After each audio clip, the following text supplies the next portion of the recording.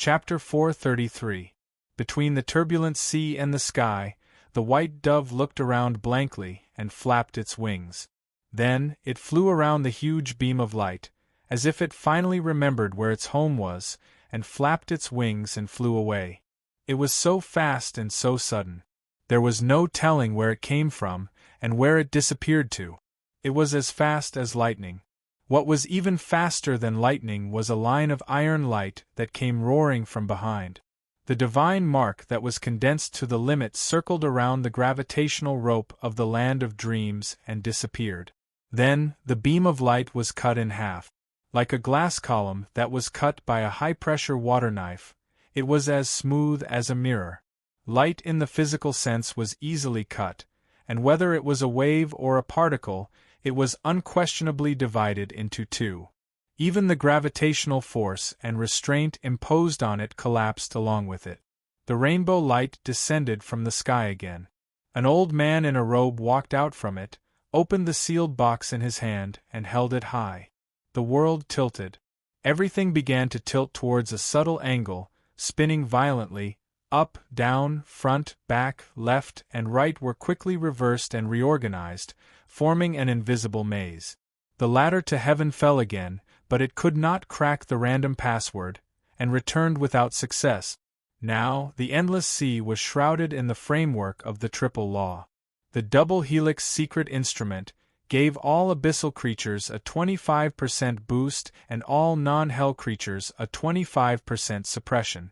After the primordial soup forcibly smoothed everything out, it gave all non-single-celled and non-mechanical creatures that entered the field a 30% weakening and a field of continuous decomposition that targeted cells.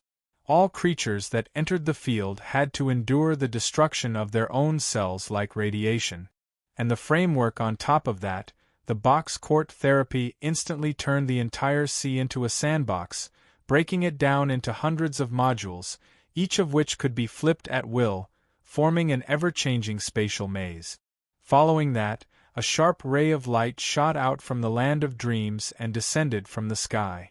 King's selection soared. The spatial seal of the box court was completely penetrated by the sword.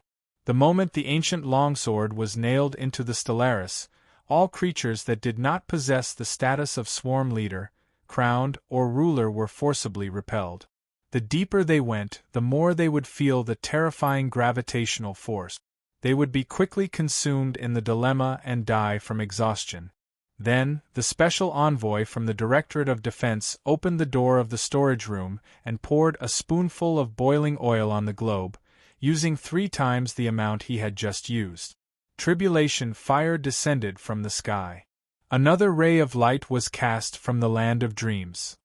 The reversal framework that operated against entropy and the paradox theory revealed itself once more, subverting the heat, turning it into frost, and then casually turning the frost back into flames. Under the interference of temporal tailoring, the complex and exquisite transformations were completed. In the end, the two sides cancelled each other out in balance, turning into a meaningless storm that blew in all directions.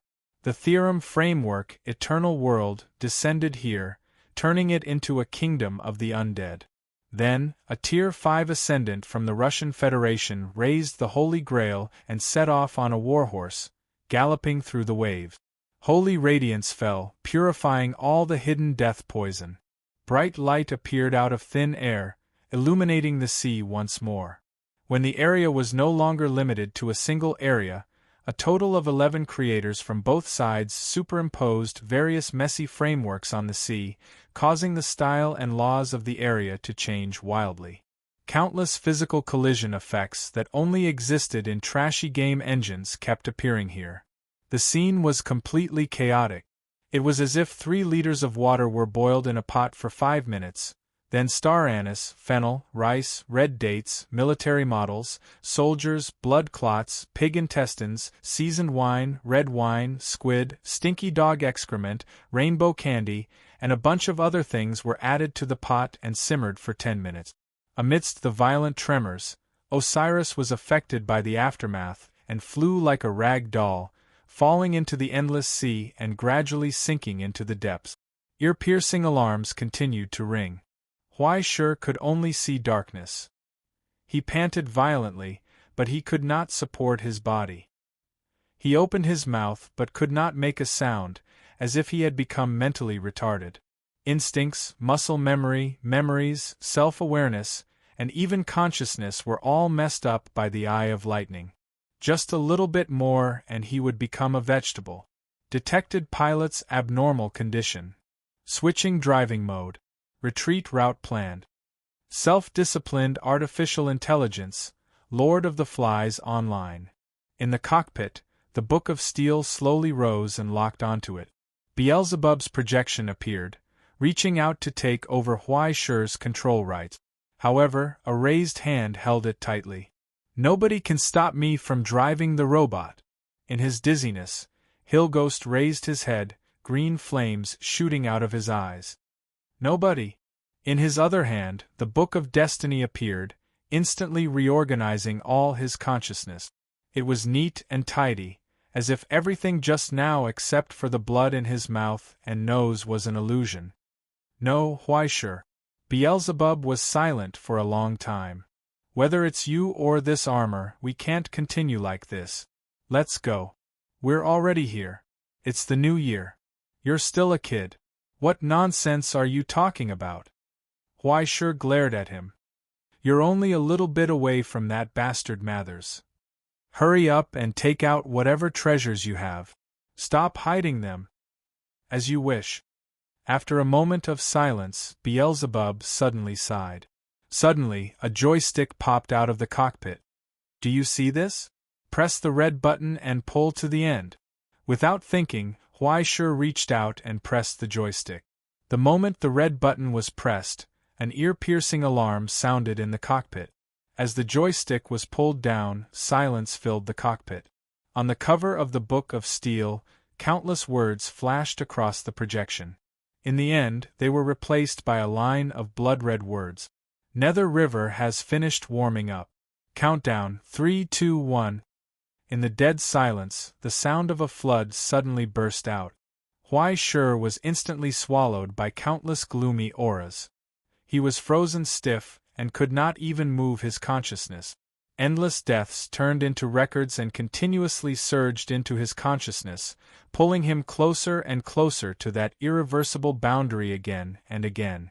Gray water vapor condensed in the air, and turned into a storm, drowning the entire cockpit in an instant. Everything sank to the bottom of the Nether River. At that moment, Osiris's eyes suddenly dimmed. There were no more reactions.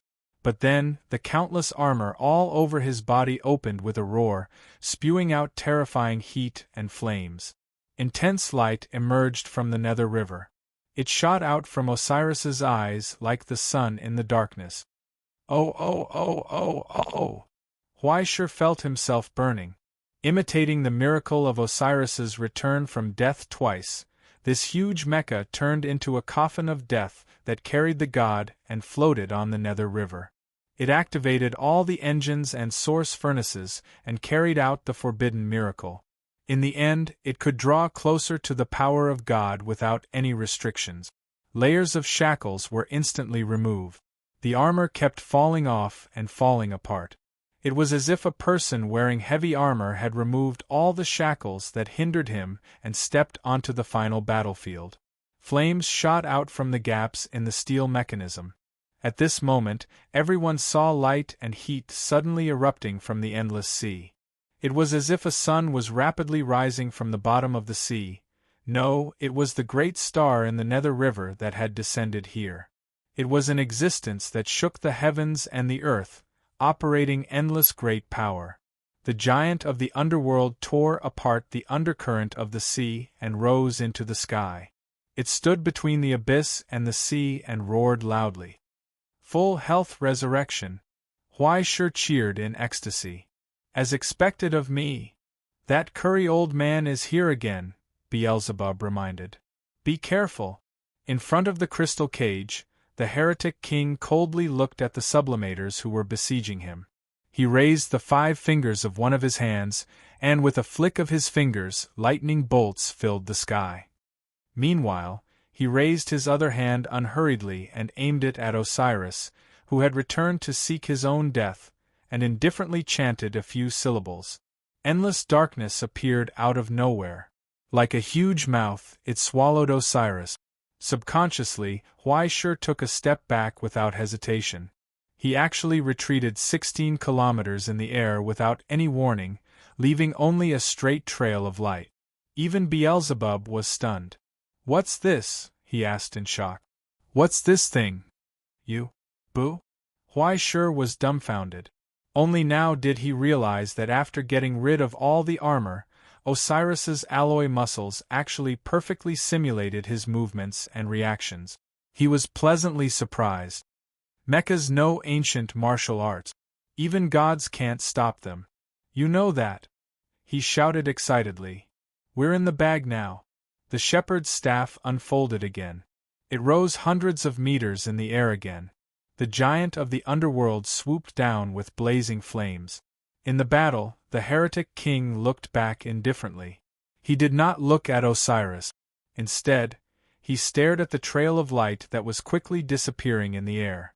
A hint of shock flashed through his turbid black eyes. Then, undisguised disgust and murderous intent appeared. Such a stance is truly unpleasant. As if recalling something annoying, the heretic king bent his finger and flicked it. A streak of lightning exploded and turned into a thunderstorm, whizzing toward him. Huaishur roared angrily. He swept the shepherd's staff and shattered the sweeping lightning. The giant of the underworld fell from the sky like an ominous star. The golden star fell toward the sea, carrying with it a violent and heavy pressure. The shepherd's staff slashed. The heretic king raised his fist and punched upward without even looking back. An earth-shaking boom burst forth. Cracks appeared on the shepherd's staff, and in an instant it fell apart. Huaishur widened his eyes in shock. Then, he saw the old man raise his gloomy eyes and glance at him from among the countless flying fragments. He clenched his fist and punched again with endless lightning wrapped around it. This time it was a straight punch. Chapter 434. It was a merciless, full-powered attack. A hurricane erupted and thousands of lightning bolts shot out from his black fist. They instantly extended thousands of miles, cutting the eternal darkness in the abyss apart. Osiris was sent flying backward. He was pushed from one end of the astral to the other. After leaving behind 2 deep and tragic ravines, the crocodile's shield in front of him was burned red and quickly cracked. 2 red-hot arms were exposed. They were trembling slightly. How could this old man be so strong? Huaishur's hair stood on end. What made him even more incredulous was that this guy's move seemed to be a drummer. Even though it was completely different from what Elder Luo had taught him, it was the same thing in his bones. The only difference was that one used the origin substance of the Ascended Realm, while the other used the origin substance of the Ascended Realm to replace the origin substance with the more destructive lightning. Careful! It's coming again! Under the siege of Surtur, the Holy Grail Knight, and several other sublimators, the heretic king, who was fighting 1 against 4, found some time to punch at Huaishur from afar. 6 kilometers away, Huaishur already felt the pain of his skull being crushed and his body being run over by a truck. But this time, his dodging movement suddenly slowed down. The sharp sound of the power alarm came from the cabin. There was no power. What the hell? Huaishur couldn't believe it. You can't be so weak, right? No, even Ultraman can last 3 minutes. How come you can't even last 3 minutes? You didn't even give Osiris a full charge. Beelzebub was in despair. Brother, you're already thanking the heavens for taking so long with only 10% of power. Lightning and a hurricane rushed toward them like a flood. Huaishur sucked in a cold breath. This time, I'm really King dead. At that moment, the rainbow light fell from the sky again. It wrapped around the huge object and smashed into the astral, blocking the lightning like a fortress. The outermost ivory tower emblem was instantly burned to ashes. Then, the terrifying sharp blade hidden inside was revealed. He didn't know whether it should be called a giant cannon or a heavy sword, but the moment the sharp edge of the rainbow gold blade was revealed, it emitted a cold light.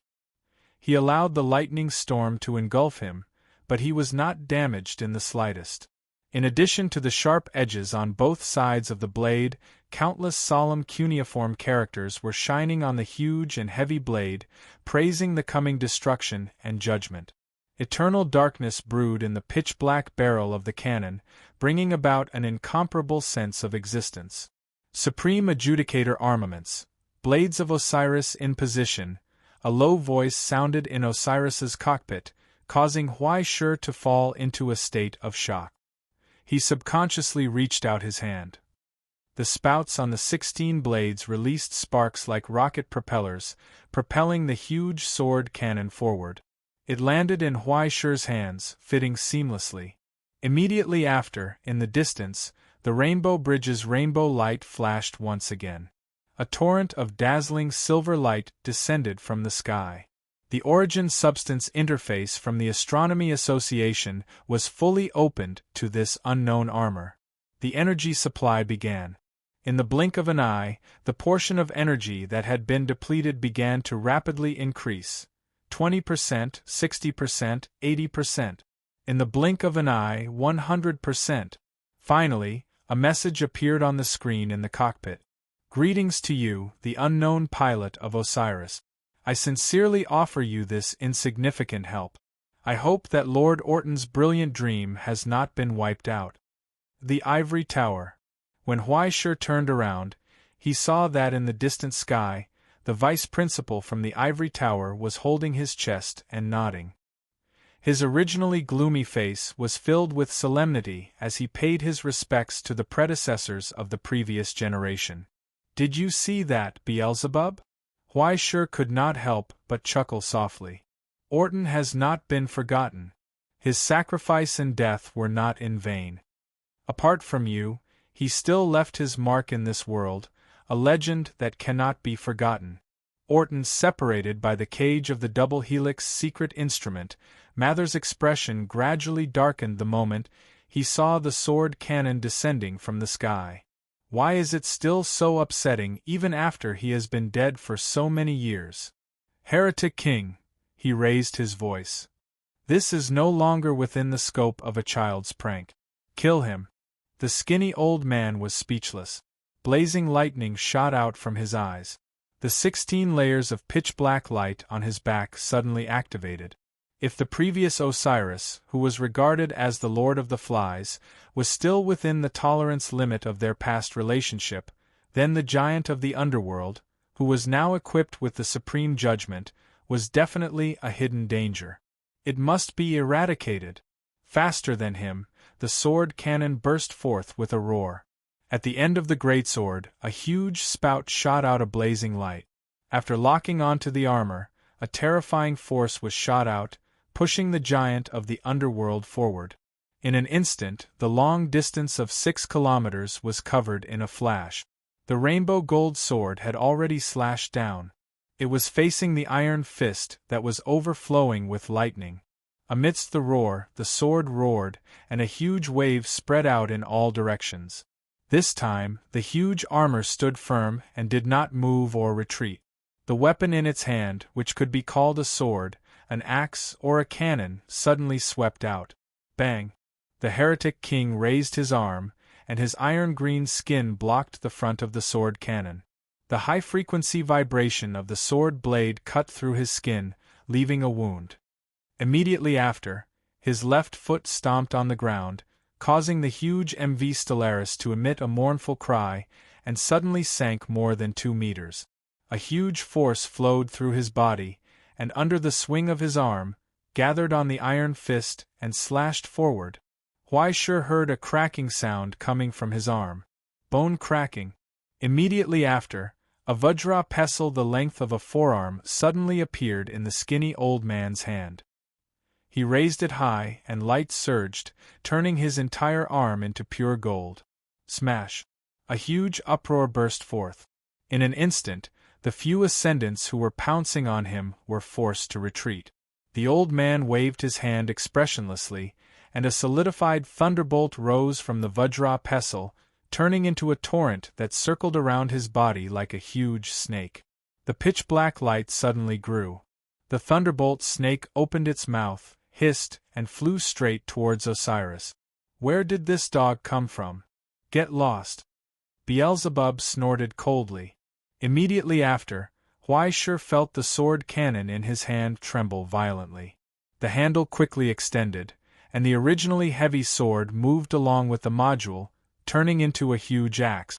Without any hesitation, Huaishur raised her hand, turned around, and swung the giant axe in her hand. After drawing a sharp arc in the air, she slashed forward. The arc of the rainbow gold flashed, and the thunderbolt snake's hissing instantly became tragic. One of its heads was chopped into two. From the middle all the way to the end. In the dissipating lightning, the heretic king's body suddenly leaped up. Stepping on the falling axe, he ran towards Osiris and punched. Osiris also raised his hand and clenched it tightly. Fist against fist. Terrifying shockwaves burst forth the moment the iron fists collided. Cracks spread out from Osiris's iron fists, but they were immediately healed by the flames. He blocked it. Huaishur was pleasantly surprised. Then, he heard the sound of the crystal cage breaking. In the cage, Mathers had already disappeared without a trace. Only the blood-red giant tree broke out of the cage. The baby's cries had already turned into hoarse laughter. The sharp roots swept towards Osiris. Countless twin spiral crystals extended from the root. In the blink of an eye, Osiris was pushed back several kilometers. In the end, you're still too slow, Lord of the Flies. Mather's voice sounded mockingly. The roots of the giant tree wrapped around the decaying dream's broken body and slowly rose towards the sky. Above the tree crown, countless blood-red crystals grew out. Like fruits, they hung down heavily from the branches. One of them fell gently. In an instant, violent blood-red light turned into a tide, spreading in all directions. It swallowed everything. All the shackles set by the Astronomy Club instantly fell apart. In the abyss, the land of dreams once again projected dozens of light figures.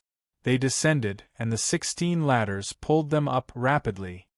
The phantom of the white dove appeared again.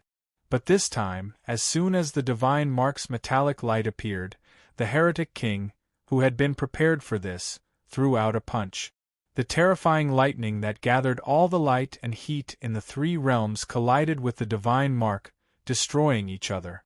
From the beginning until now, he had been holding back more than 40% of his strength to guard against this elusive iron light. Finally, I'll leave you with a memorable lesson, Lord of the Flies. Among the countless roots, a pitch-black and straight root instantly fell off. 4 twin spiral crystals were wrapped around it, forming a terrifying spear that was thrown towards Osiris. This is a matter between adults. Children shouldn't interfere. In an instant, a premonition of death descended from the sky. Huaishur retreated without hesitation, but the spear woven from the roots and crystals was too fast. Before he could react, it had already pierced through Osiris' body. The giant of the underworld was hung on the spear, severely injuring him. Huaishur originally thought that such a terrifying attack would instantly kill him, but when he reacted, he found that he had not been hit at all. Instead, the book of steel slowly rose in front of him. A deep crack appeared on the huge module, and countless drops of ink flowed out from it like blood. Beelzebub! Huaishur was stunned. Hello? What happened to you? Are you still alive? Shut up. You're so annoying. Beelzebub yelled angrily. You have to shout twice just because I bumped into you. Am I a kindergarten kid? He was simply returning the words back to him. Kids are the ones who learn how to speak. Don't worry so much. Huaishur, we don't have time. Beelzebub was silent for a while. Then, he suddenly said, We're already here, right? We have to finish what we started. In the silence, Huaishur took a deep breath and closed his eyes. He said, Okay. Orange reaction detected. Radar scan complete. Identifying the remnant, a 6th furnace unlocked. Authorization approved. At that moment, a line of dazzling red words rose from the screen and appeared in front of Huai Shi. Do you want to activate the resurrection mechanism? Yes, no. Huai Shi reached out his hand and tapped it. Thank you, Huai Shi, Beelzebub whispered softly. Beelzebub murmured softly, full of gratitude and gratitude. Then, a roar from the mansion of the dead resounded throughout the world. As the last piece of heavy armor completely shattered, a terrifying light turned into a tide and burst out of Osiris's body, illuminating this dark world. The forbidden sequence that reversed life and death had been activated. In an instant, the root spear was incinerated in the light. With a huge hole in his chest, the broken armor defied gravity and slowly rose from the constellation. Thousands of torrents of light extended from his back like thousands of blazing wings. But the wings did not spread. That was because the thousands of torrents of light quickly extended and wrapped around Osiris's body. Layer after layer of light enveloped him in an instant. Overlimit mode activated. Osiris expanded again and roared. Through the binding of light, he roared furiously at hell. When the countless rays of light dissipated, the giant of the dead that was shrouded in them had transformed into a completely different appearance. He wore a sacred white crown on his head and a solemn long robe on his body. An awe-inspiring aura radiated in all directions, forming a huge light wheel behind him. It was as if a real god had descended into this world. After being reborn from death, the master of the underworld returned to this world. He raised his eyes that were filled with hatred and stared at Golden Dawn, who was fighting with the powerful enemy of the Astronomy Society in the abyss.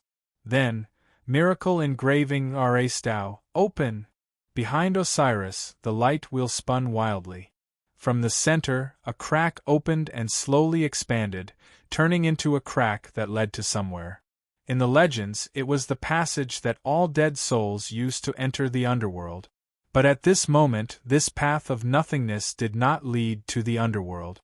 Instead, it led to a place that was even more deathly silent than the underworld and closer to the deepest part of hell than hell, an invisible, boundless, and deep crevice that was eternally dark.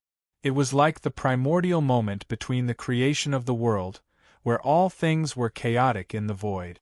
Then, in Huai Shi's hands, the huge sword cannon began to vibrate violently.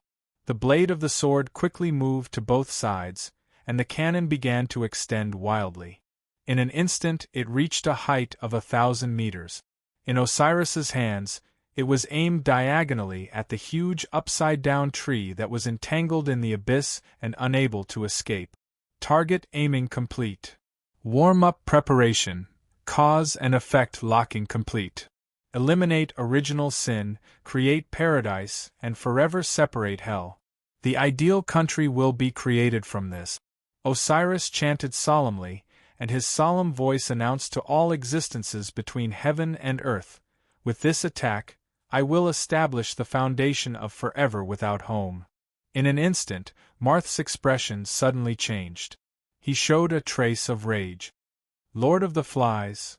Please call me Beelzebub, thank you. Osiris responded indifferently. Behind him, the darkness in the crevice suddenly boiled, and endless darkness surged rapidly. It was the primordial matter that had existed long before the creation of heaven and earth. It was also a terrifying power that could only be created and preserved at the bottom of the underworld and the source of the Styx River. It was the opposite of everything that was. It was pure nothing. The primordial matter that had created everything turned into a torrent and continuously poured into the sword cannon. It rapidly decayed, split, and created something out of nothing. In this narrow furnace, the calamity of the creation of heaven and earth and the creation of all things was repeated. Existence and nothingness, birth and death, death and life were integrated into one by this chaos, turning into an indescribable sharp light. Take it, Marth. In the intense light, Beelzebub announced solemnly, this is the response after 70 years. This is the last word that Orton left for you rebels, you fallen ones. He said, "From now on, we are no longer partners." In that instant, Huai-Shi pulled the trigger. The lightning of creation and destruction turned into supreme judgment and surged out of the furnace, tearing apart the abyss in front of them inch by inch. It easily shattered the heretic king's lightning. It tore apart the defense of the double helix secret will and pierced through it, piercing into the body of the surviving evil. Like tearing apart a thin piece of paper, it tore it into two in a rage. At this moment, heaven and earth were silent, and all things were dim. Everything lost its color under this solemn judgment. In the abyss, countless dark silhouettes were burned into nothingness by this intense light. In the land of dreams, a silhouette raised his hand and blocked the stream of light. But in an instant, the primordial light tore his hand apart, leaving a deep mark on the huge hell. Terrifying explosions kept rising from behind the mark, illuminating the entire abyss. That person retracted his hand in shock and looked at the burn marks on his hand. There was also a burning pain on his face. It was like a slap in the face after so many years. It was so sudden. It was so heart-wrenching. Chapter 435. The world fell into a dead silence in an instant. Only the tragic cries of the giant upside-down tree could be heard, and huge scars could be seen. He was burning. Being locked onto by Osiris and receiving the first judgment was like receiving the tyrannical power of the rebooting of the universe. It was the primordial chaos, the essence of the primordial. Even if it was only a wisp, it was enough to cause a terrifying chain reaction, reproducing the terrifying light of the creation and destruction of the world. Because of this, it was called the Supreme Judgment. Before this judgment, all things were equal. Even if it was a surviving evil, it was still broken and completely torn in two. It was unknown how many lords of the abyss were annihilated in the aftermath of his attack. Even if it passed through many obstacles, it still left deep wounds and destruction on the land of dreams. Immediately afterward, the light of the Rainbow Bridge whizzed over and collided with the power of the land of dreams. Seizing this short gap, it mercilessly attacked with all its strength. The two sides collided with each other, setting off a mighty tide in the abyss. For a time, countless figures appeared, wanting to fish in troubled waters. Amidst the continuous roars and explosions, countless figures crossed each other before dispersing in an uproar. The Rainbow Bridge surged and rolled up most of the surviving evil's body, along with the remains of the Queen of Rotten Dreams. It was forcefully pulled out of the stairway to heaven, violently pulled down, sealed, and quickly disappeared. Immediately afterward, it returned, pulled out the ruling authority of the Mirror Realm from the body of the surviving evil, and left. During this process, the shadow of a white dove flashed by, knocking away a golden figure with a pair of wings on its back. It rolled up the head of the Queen of Rotten Dreams, and also disappeared into the void. At the same time, a strange mouse drilled out of a big hole in the sky, pulled out a root of the surviving evil, turned around, and ran away.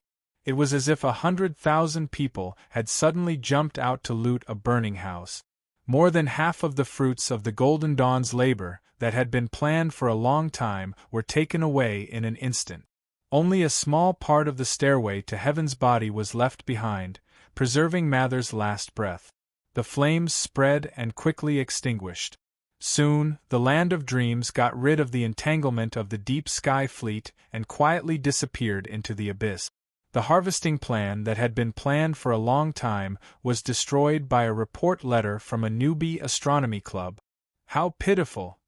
In the cockpit, Huai-Shi could not help but shake his head and sigh. Beelzebub did not say anything. He just chuckled softly. In the silence, Huai-Shi heard the sound of Osiris cracking and his expression stiffened. The last bit of hope in his heart gradually dissipated. "Why are you so sad, Huai-Shi?" In the projection, Beelzebub smiled. "Isn't this the best ending?" Golden Dawn had failed, and the Astronomy Society had won another victory. As for me, I've fulfilled my wish and barely managed to avenge Orton. Is there anything else to regret? Yes, it couldn't be more perfect. Huaisher leaned against the chair tiredly and no longer had the strength to move. He felt a splitting headache. If I had known, I wouldn't have persuaded you. Haha, why did I have so many expectations for a book? Beelzebub faced his ending calmly. Ralph is already dead. Huaisher, Lord of the Flies, should have ended long ago. It's good to end here, Beelzebub said. This is enough, my friend, he said. He smiled and gazed at Huaisher and told him, It's good to know you. Me too. Huaisher closed his eyes and said goodbye softly. After a long, long time, in the long silence, Beelzebub suddenly asked, So, does your family really have 1,000 megabytes of fiber at the border? How's the salary? Do you have insurance and a double salary at the end of the year? Huaisher opened his eyes in shock. Looking at the book of steel that had shrunk a lot, he felt that something was wrong. Why are you looking at me as if I'm still alive? Beelzebub asked in confusion. Suddenly, he realized something. Hey, did you think I was going to die? You put so many flags here and blame me for thinking you were going to die. What do you think? Huaisher was furious. He pulled out his sacrificial knife and pointed it at the cover of Lord of the Flies. You wasted so much of my feelings and you dare to blame me? I'll send you to hell now. Brother, don't. I was just adding to the atmosphere. Don't you think that the lines just now were very cool? I thought about it for a long time. Beelzebub shouted in embarrassment. I'm injured. I'm really injured. Seriously injured. Look, my stitches are coming off. Be gentle. There's more. There's something very important. What? Huaisher was also stunned. He felt that he had really forgotten something very important. To be honest, I activated the self-destruct mode just now and overloaded it, Beelzebub said awkwardly. But I think I removed the emergency ejection device and the escape pod. So? Huaisher looked at the half-minute countdown on the screen and felt his scalp tingle. So why are you still standing there? Run. Beelzebub screamed. Osiris is going to explode. Soon, as the land of dreams disappeared, Osiris, which was bathed in flames, gradually collapsed and dimmed. Finally, it exploded on the endless ocean. Countless corpses collapsed and fell into the endless ocean, disappearing without a trace. In the ocean, Huaisher struggled to get up. He stuck his head out and climbed onto the remains of Stellaris with difficulty. Looking back, he saw how Osiris had exploded and sunk. Tears welled up in his eyes. My mecha sank after just one activation. He beat his chest and stomped his feet. My heart hurts. The book of steel in his arms comforted him. Don't be sad. I put away all the core components of Osiris. When we earn money in the future, we can buy them back. How much does it cost? Beelzebub thought awkwardly for a moment. Don't worry. Not counting the other components and upgrade procedures, the main body is quite cheap. About 80 billion, it thought for a while and added, USD. Huaisher blacked out. It was as if he saw his savings fly out of his pocket with wings. Yes, after saving for a lifetime, he would order a birthday cake in his old age and celebrate that he could finally afford to buy Osiris's heel. It was scary to think about that future. Forget it. I'm so poor that I can just play a few games to satisfy my craving. I shouldn't think about the peaches for no reason. But speaking of which, there's still good news. Before Beelzebub could finish, Huaisher heard hoarse laughter behind him. It was so crazy.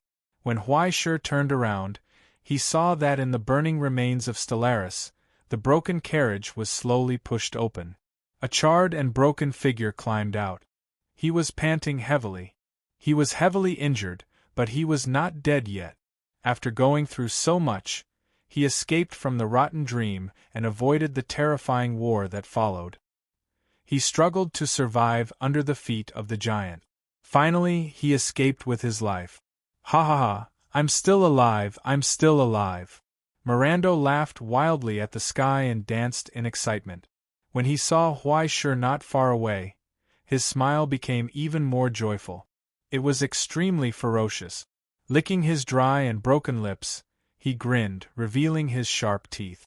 "Aha, we meet again." Huaisher froze for a long time. He looked at him, then lowered his head and looked at Beelzebub's unfinished good news. In his hand, the book of steel quickly changed. Countless modules rose and fell. In the end, it became a heavy revolver. The relief of the crocodile-headed god on the handle quietly turned into the appearance of Lord of the Flies. Opening the cartridge, he saw 6 emerald-green bullets sleeping inside, waiting for Huaisher's summon. Thus, Mirando's smile froze. His face was clearly charred, but it felt like he was gradually turning pale. "Oh, what's that saying again?" Huaisher smiled and tilted his head to ask Beelzebub, who had turned into a revolver. Thus, the relief of Lord of the Flies on the handle also seemed to smile.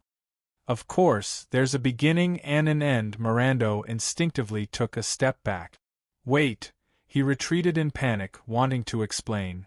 "I think this is a misunderstanding." His eyes wandered as he stepped back step by step. "Mr. Mirando." Huaisher studied his appearance and suddenly asked, "A long time ago, those priests who preached would say that humans once lived in a beautiful heaven and followed God's orders, living a carefree life. However, they were not allowed to eat fruits from trees. Do you know why?" Such a familiar question. He seemed to have heard it somewhere before, but Mirando could not remember where. However, with the gun aimed at him, he could not remain silent. Feeling uneasy, he answered tentatively, "Because those who eat will have original sin?" "Wrong." Huaisher shook his head regretfully and pulled the trigger. "Of course, it's because there's no good fruit for you to eat here." Amidst the smoke, the messenger from Lighthouse delivered the latest analysis result.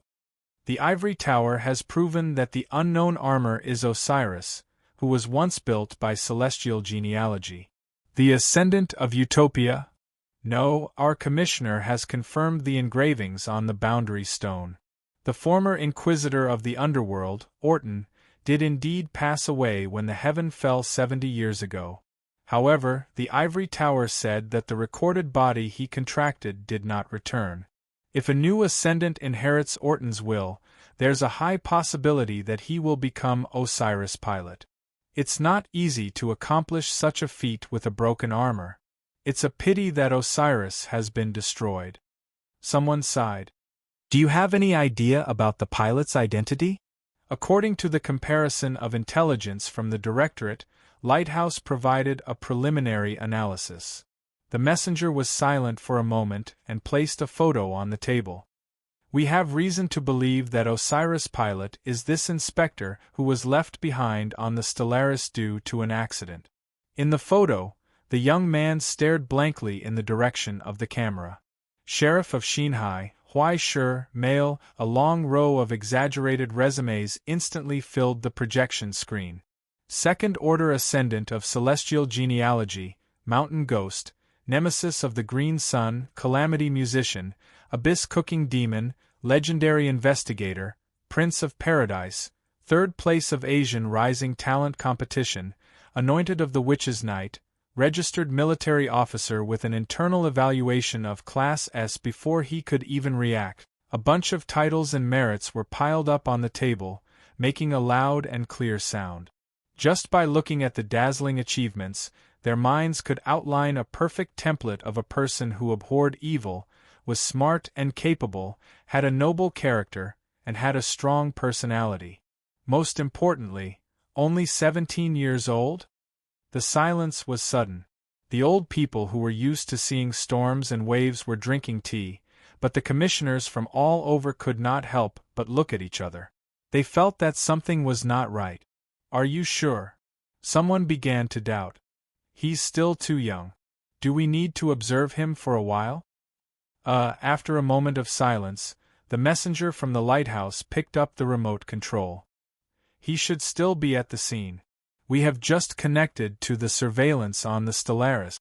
We can take a look at the specific situation first." The various reports on the big screen quickly moved away, and the images from the remaining surveillance on the Stellaris kept appearing. In less than a second, the terminal had already detected Huaishi's location. The irrelevant images quickly shrank, and only a few shots of the scene were zoomed in. The first thing they heard was the sound of a gunshot, followed by a scream. Then they saw the broken figure rolling on the ground, and the cold figure standing beside it, holding a gun and looking down. This atmosphere, no matter how they looked at it, did not feel right. It was as if they were witnessing the scene of a murder. They watched as the murderer carried a hammer and coldly broke the victim's limbs, leaving him to wail tragically. Finally, the murderer violently pulled the victim's hair and pressed the red-hot muzzle against his forehead. There was a sizzling sound. "Wait a minute, I surrender. Don't kill me. Wait a minute," Mirando screamed. His pupils kept turning and trembling. "It's better to be alive than dead, right? You must be from the Astronomy Society, right? Spare my life. I know a lot of secrets, a lot of people's secret. Not only Rotten Dream, but also several churches of the rancher. I know where all of them are. Also, Dracula's miracle mark, his formula, I can give them all to you." In the silence there seemed to be some movement. Huaishi was silent, as if he was thinking.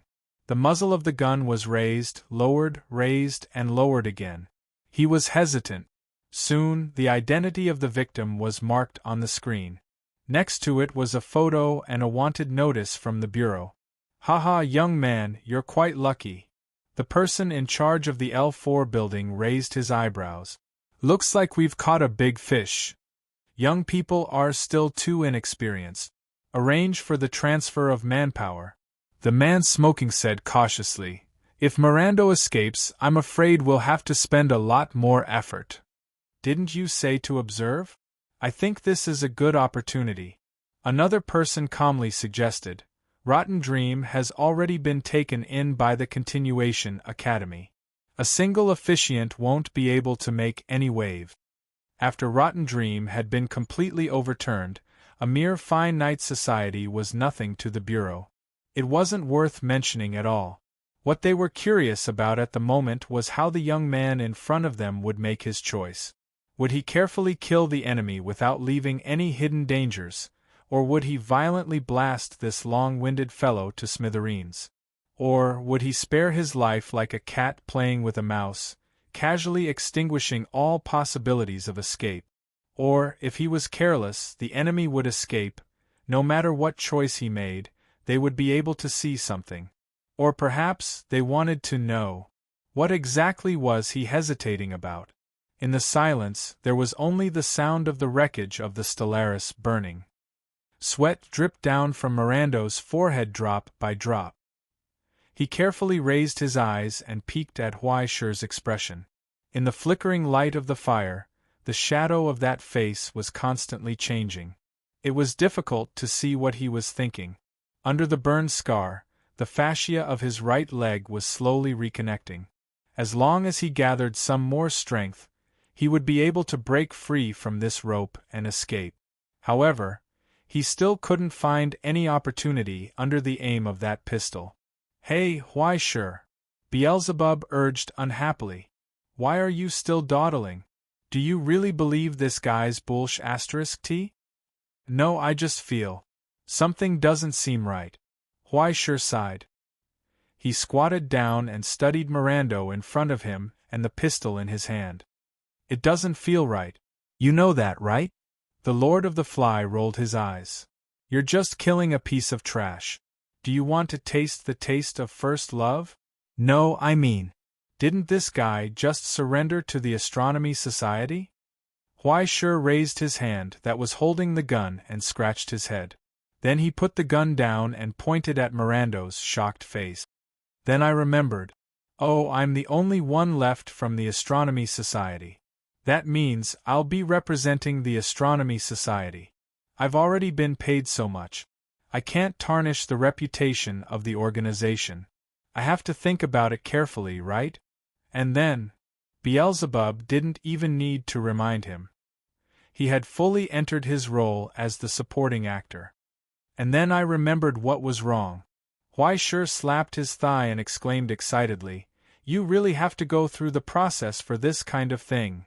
Just as Beelzebub and Miranda were stunned, Huai had already happily reached out and took out a book of rules for inspectors from his pocket.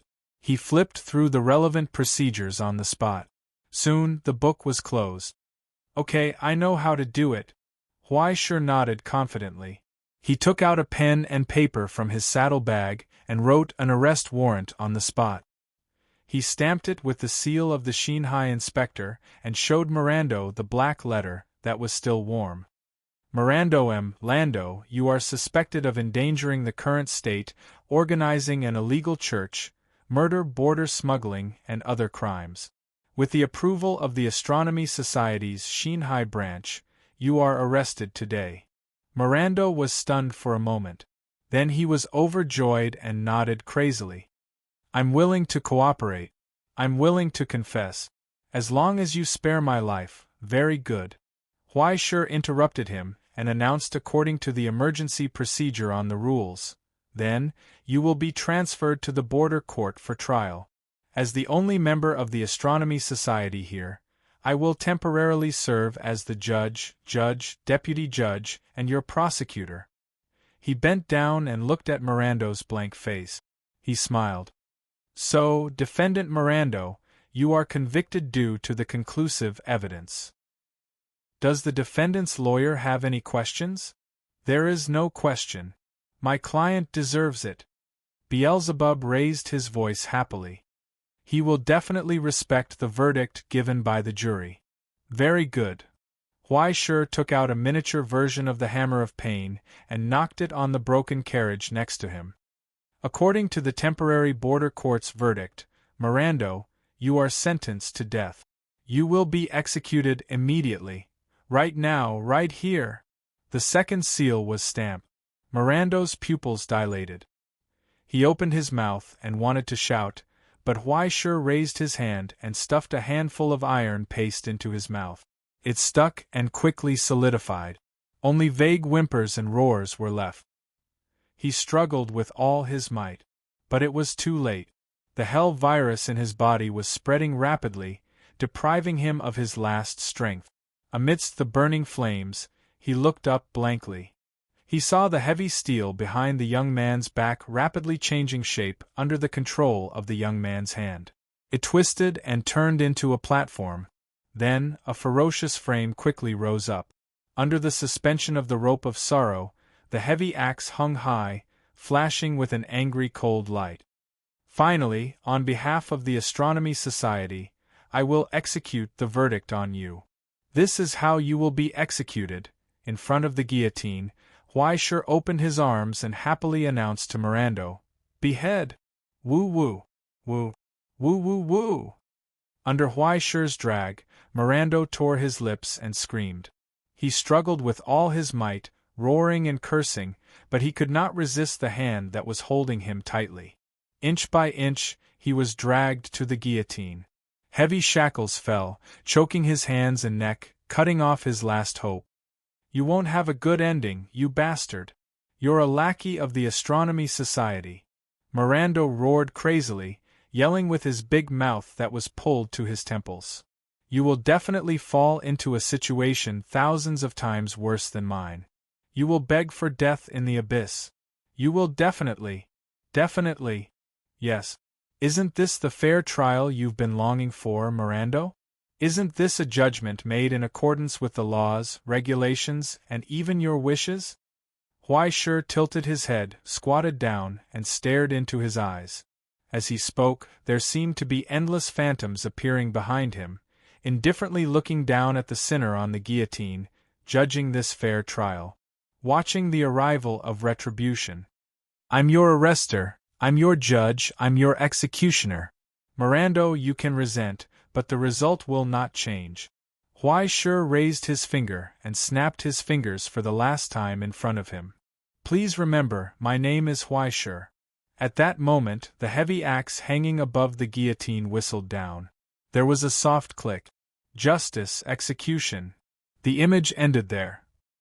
In the decision-making room, after witnessing Huaishi's one-stop trial service, everyone's expressions became unusually interesting, not knowing how to judge.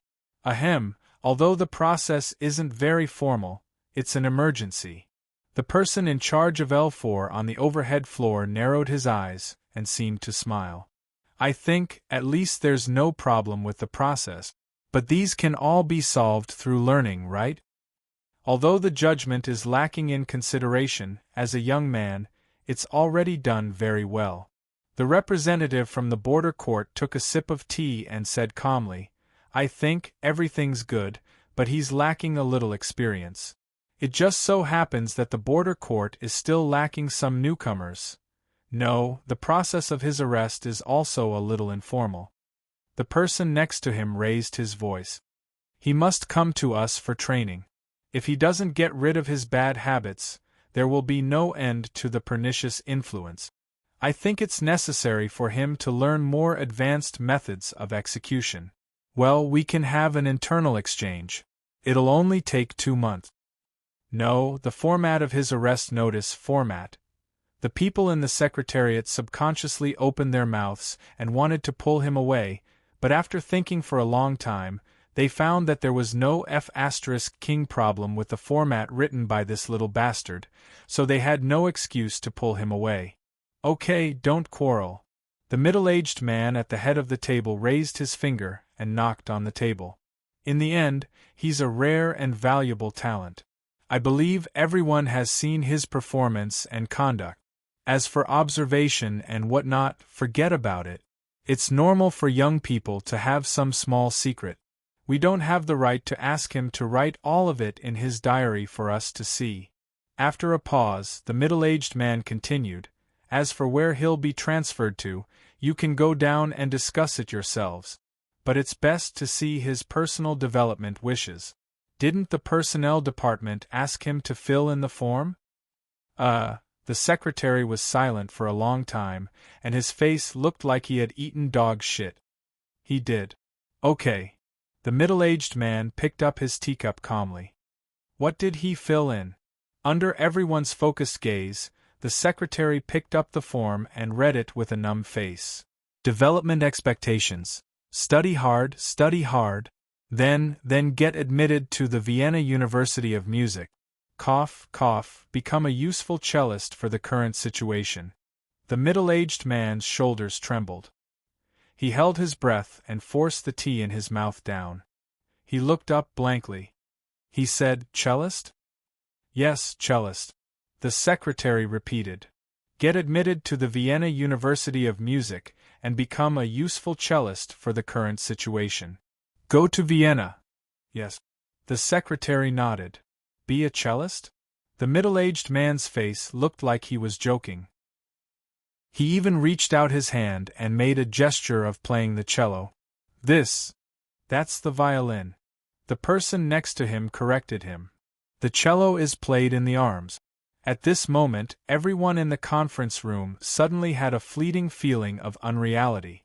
This was definitely the first S-ranked military officer in the history of the Astronomy Society who said that he wanted to study hard and play the cello in the future.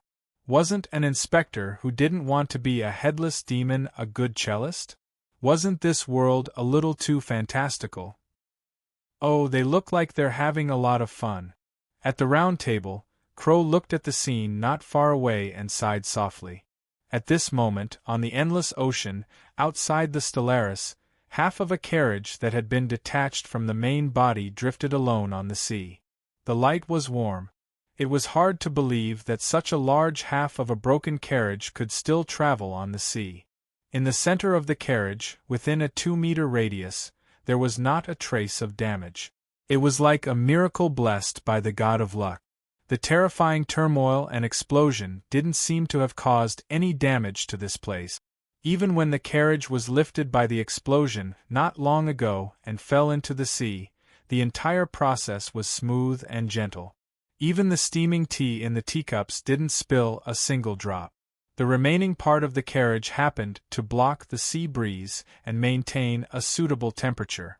Even the newspaper rack next to it wasn't wet by the turbulent sea water. Sitting next to the table, people suddenly felt a sense of tranquility.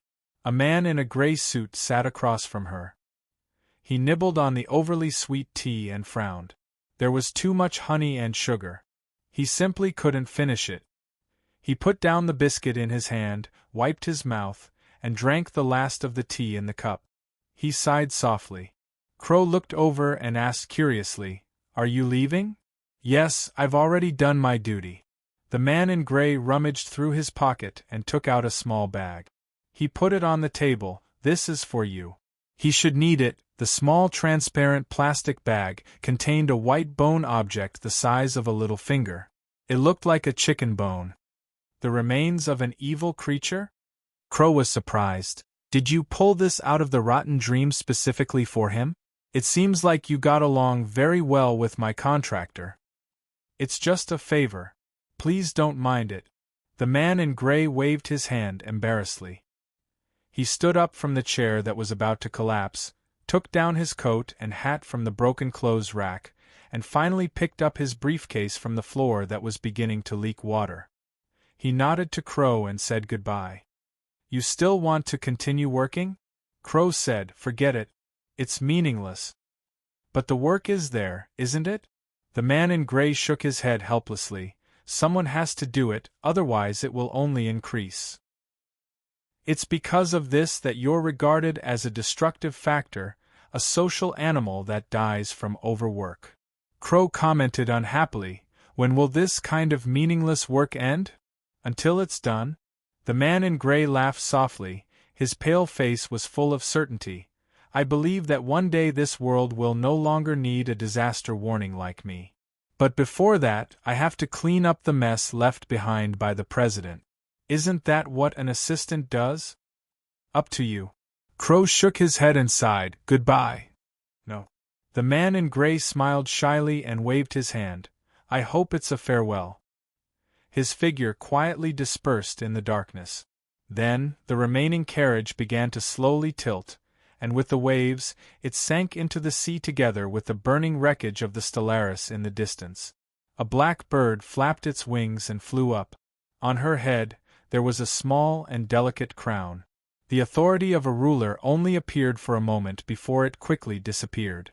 With the fall of the Queen of Rotten Dreams, the new ruler of the dream world spread her wings in the wind, happily humming a song, celebrating the harvest, and disappeared into the horizon. Chapter 436. Name. The next day, when Huaishur opened his eyes in the rescue team's hospital bed, he heard a voice close by. Then, he finally saw the black-hearted woman who had appeared out of nowhere. She was looking down at him with great interest. Yes, she even stepped on his face. Huaishur sighed. "I say, before we go through the process, can you come down first?" "Wow, so cold?" Crow tilted her head and looked at him. "Is it because I don't give you enough benefits, or are you used to seeing wildflowers outside, so you don't think this big sister is fragrant? Next time you say something like this, can you transform into a human first?" Huaishur couldn't help but sneeze. He rubbed his nose and pulled her off his face. "What do you want me to say? Damn you, you still know to come back? Or should I just throw you into the pot and make black chicken soup? The heavens took pity on me. At that time, I was going to take you and run away. Who knew you would be so stubborn and rush forward?" Crow turned into mist and suddenly broke away from his hand. Then, she condensed on his hair and looked down at him. "This time, it's purely because you're stubborn. You can't blame this big sister, right? Besides, is it not good to start a mecha? You experience the entire plot of a Shuang novel." Huaishur rolled his eyes. "Is your definition of Shuang novel different from other people's? Okay, don't be angry. Kong, what did Big Sister bring you?" Crow raised a claw and grabbed a plastic bag, waving it in front of him. "Chicken bones?" Huaishur glanced at it. "Did you bring back leftovers for me? Next time, can you bring a chicken rack? At least I can use it to make soup." "Use the bones of the Queen of Rotten Dreams to make soup?" Crow was stunned. "Are you planning to embrace the abyss directly? Even if you're stubborn, You can't be so reckless, right? What the hell? Huai Shi was stunned for a long time. He couldn't believe it. Wow, have you finally found your conscience? Crow shook his head and threw the bag into Huai Shi's hands. Although your evaluation of me is quite biased, and I really want to say that sister treats you so well, in fact, this is given to you by someone else. Who? Huai Shi thought for a moment and reacted. A big shot in a gray suit? That fellow, more like a social animal. That's what he prepared for you. The remains of the vile creatures, the essence condensed from the lords of the swarm when they descended into physical form. It could be said that it is one of their essences. If it is used to make alchemy potions, I'm afraid it could be made into something quite incredible, and the dregs after that would be the ashes of the vile creatures you need for your ascension. Huai Shi sucked in a breath of cold air, and could not help but click his tongue. Then he began to be afraid. On the one hand, he was shocked by the nature of the ashes of the vile creatures. On the other hand, he was shocked by the need for money to buy celestial genealogy. Even if it was the leftovers after the use, the bone dregs after the soup, it was still a part of the Lords of Hell, okay? If it was placed in other genealogies, it could be directly used as the material of the level 5 stigmata. But on the road of Heaven's Inquisition, it was only one of the level 3 materials? Wasn't it a bit too exaggerated? Don't get it wrong. How can the poor version and the luxurious version be the same? Crow had long been clear about Huai Shi's stingy nature. He rolled his eyes. You want to become stronger, but you don't want to pay. Where are you from? Huai Shi was too lazy to refute. Anyway, he finally understood why the celestial genealogy was called the Abyss genealogy. It was simply the hell of buying money. Don't ask so much, just buy it. If you buy it, you can become stronger. If you don't buy it, you will have nothing. It was simply bloody tears. Didn't he just experience it? Osiris, who had no equipment, was beaten by Golden Dawn. But with equipment in hand, he could immediately fight the vile creatures head-on. And Osiris, who was once in his heyday, entered Hell with a full set of plus 19 god equipment. It was simply like beating up a child. But from this point of view, it was quite conscientious. After all, there were not many places where you could get what you paid for. But for most people, buying money was never a problem. The problem was that there was no money to buy. Even if Huai Shi had just robbed a lot of money, he would feel a burst of despair when he thought about the next advancement materials. He was embarrassingly short of money. When would these days of hard labor come to an end? And the key was, how strong can I become if I buy this thing? Huai Shi held the remains of the vile creatures in the bag, feeling a kind of happiness of 10 consecutive deliveries. It's over. He felt that he was hopeless. From the inside out, he had turned into the shape of aquarium gold, so, don't worry, the upgraded version will definitely have its benefits, Crow explained. According to my calculations, the upper limit of what you can bear now is about 1/3 of the body in the bag. Any more and you will be corroded and solidified by the Abyss essence. The gains don't make up for the losses. Using the remains of the vile creatures to advance was considered the most extravagant, even in the Utopia at that time. After you advance, the vitality and plague of the mountain ghost will be further improved. More importantly, the part of the Een soul will undergo a qualitative change. At that time, the black fog originally formed from the ashes will be directly given the aura of a ruler, forming a suppression on the enemy's level. Also, it can cause the Een soul's talent to undergo a qualitative change. You've struck gold. The Een soul's talent? Huai Shi scratched his head and thought for a long time. In the end, he checked the Book of Destiny and remembered the dark trench coat, a skill that he had long forgotten. The only skill that came with the Een soul stigmata was also a passive effect, dark stealth. Staying in a dark corner made it harder to be discovered. The darker it was, the harder it was to be discovered. It had bonuses for stealth and sneak attacks, but he seemed to have been a little too reckless recently. He hadn't used this skill in a long time. You'll know after you advance. Crow smiled mysteriously and didn't say anything else.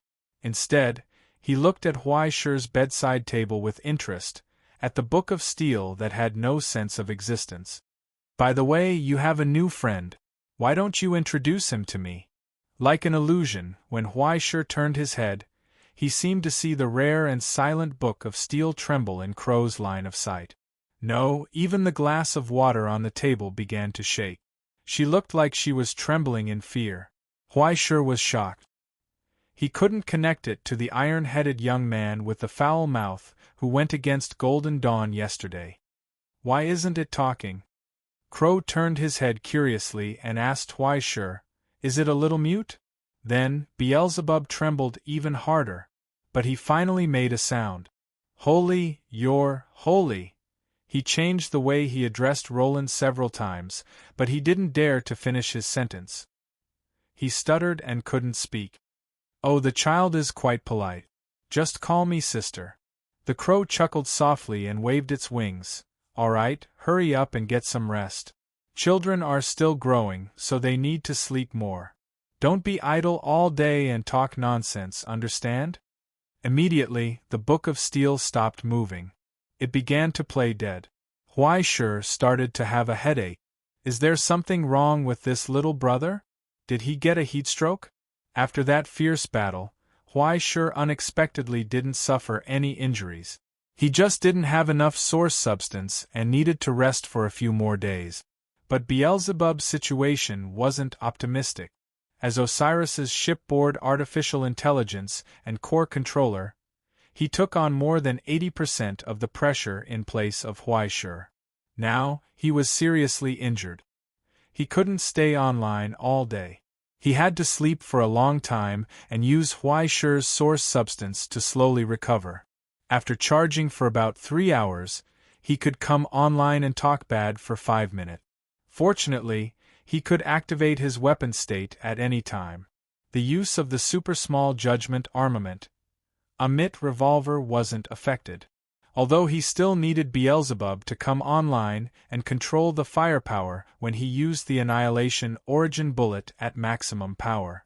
After wasting 2 on Mirando yesterday, there were 4 left in the magazine, all of which Beelzebub had extracted from Osiris's source substance furnace when they retreated. No matter how small it was still Osiris's weapon configuration and had great destructive power. The only downside was that it consumed too much mana. Osiris could have used it like a machine gun, but with Sophia, a single bullet would have been enough to reduce him to ash, and it would have been too difficult to replenish. Beelzebub had done some calculations. If Huai Shi injected most of the source substance into Lord of the Flies every night before he went to sleep without affecting his own condition, excluding the waste and consumption during the process of repairing Lord of the Flies and refining it, he could make one in about 2 months. The upper limit was 6. After all, there were only so many magazines. Fortunately, other than the super high output, he could use alchemy bullets at other times. This way, Huai Shi wouldn't die together with the enemy with his little assets. But it was still too expensive. This special caliber and structure of bullet was completely handmade by alchemists. The complexity of the alloy was beyond the control of the hand of confinement. Even if Huai Shi could buy the finished alloy and reprocess it himself, the cost would still be around 2,000 East Summer dollars per bullet. With a pull of the trigger, all 4 orders were gone. With every shot, the enemy's heart and Huai Shi's heart bled together. Okay, stop being so stingy. Crow couldn't stand watching Huai Shi calculate on his phone anymore. It raised its wings and patted the back of his head. Since you're fine, get up quickly and do the discharge procedures. Idiot, we're leaving. Where are we going? Huai Shi asked instinctively. Then he realized. No, where am I now? Chapter 437.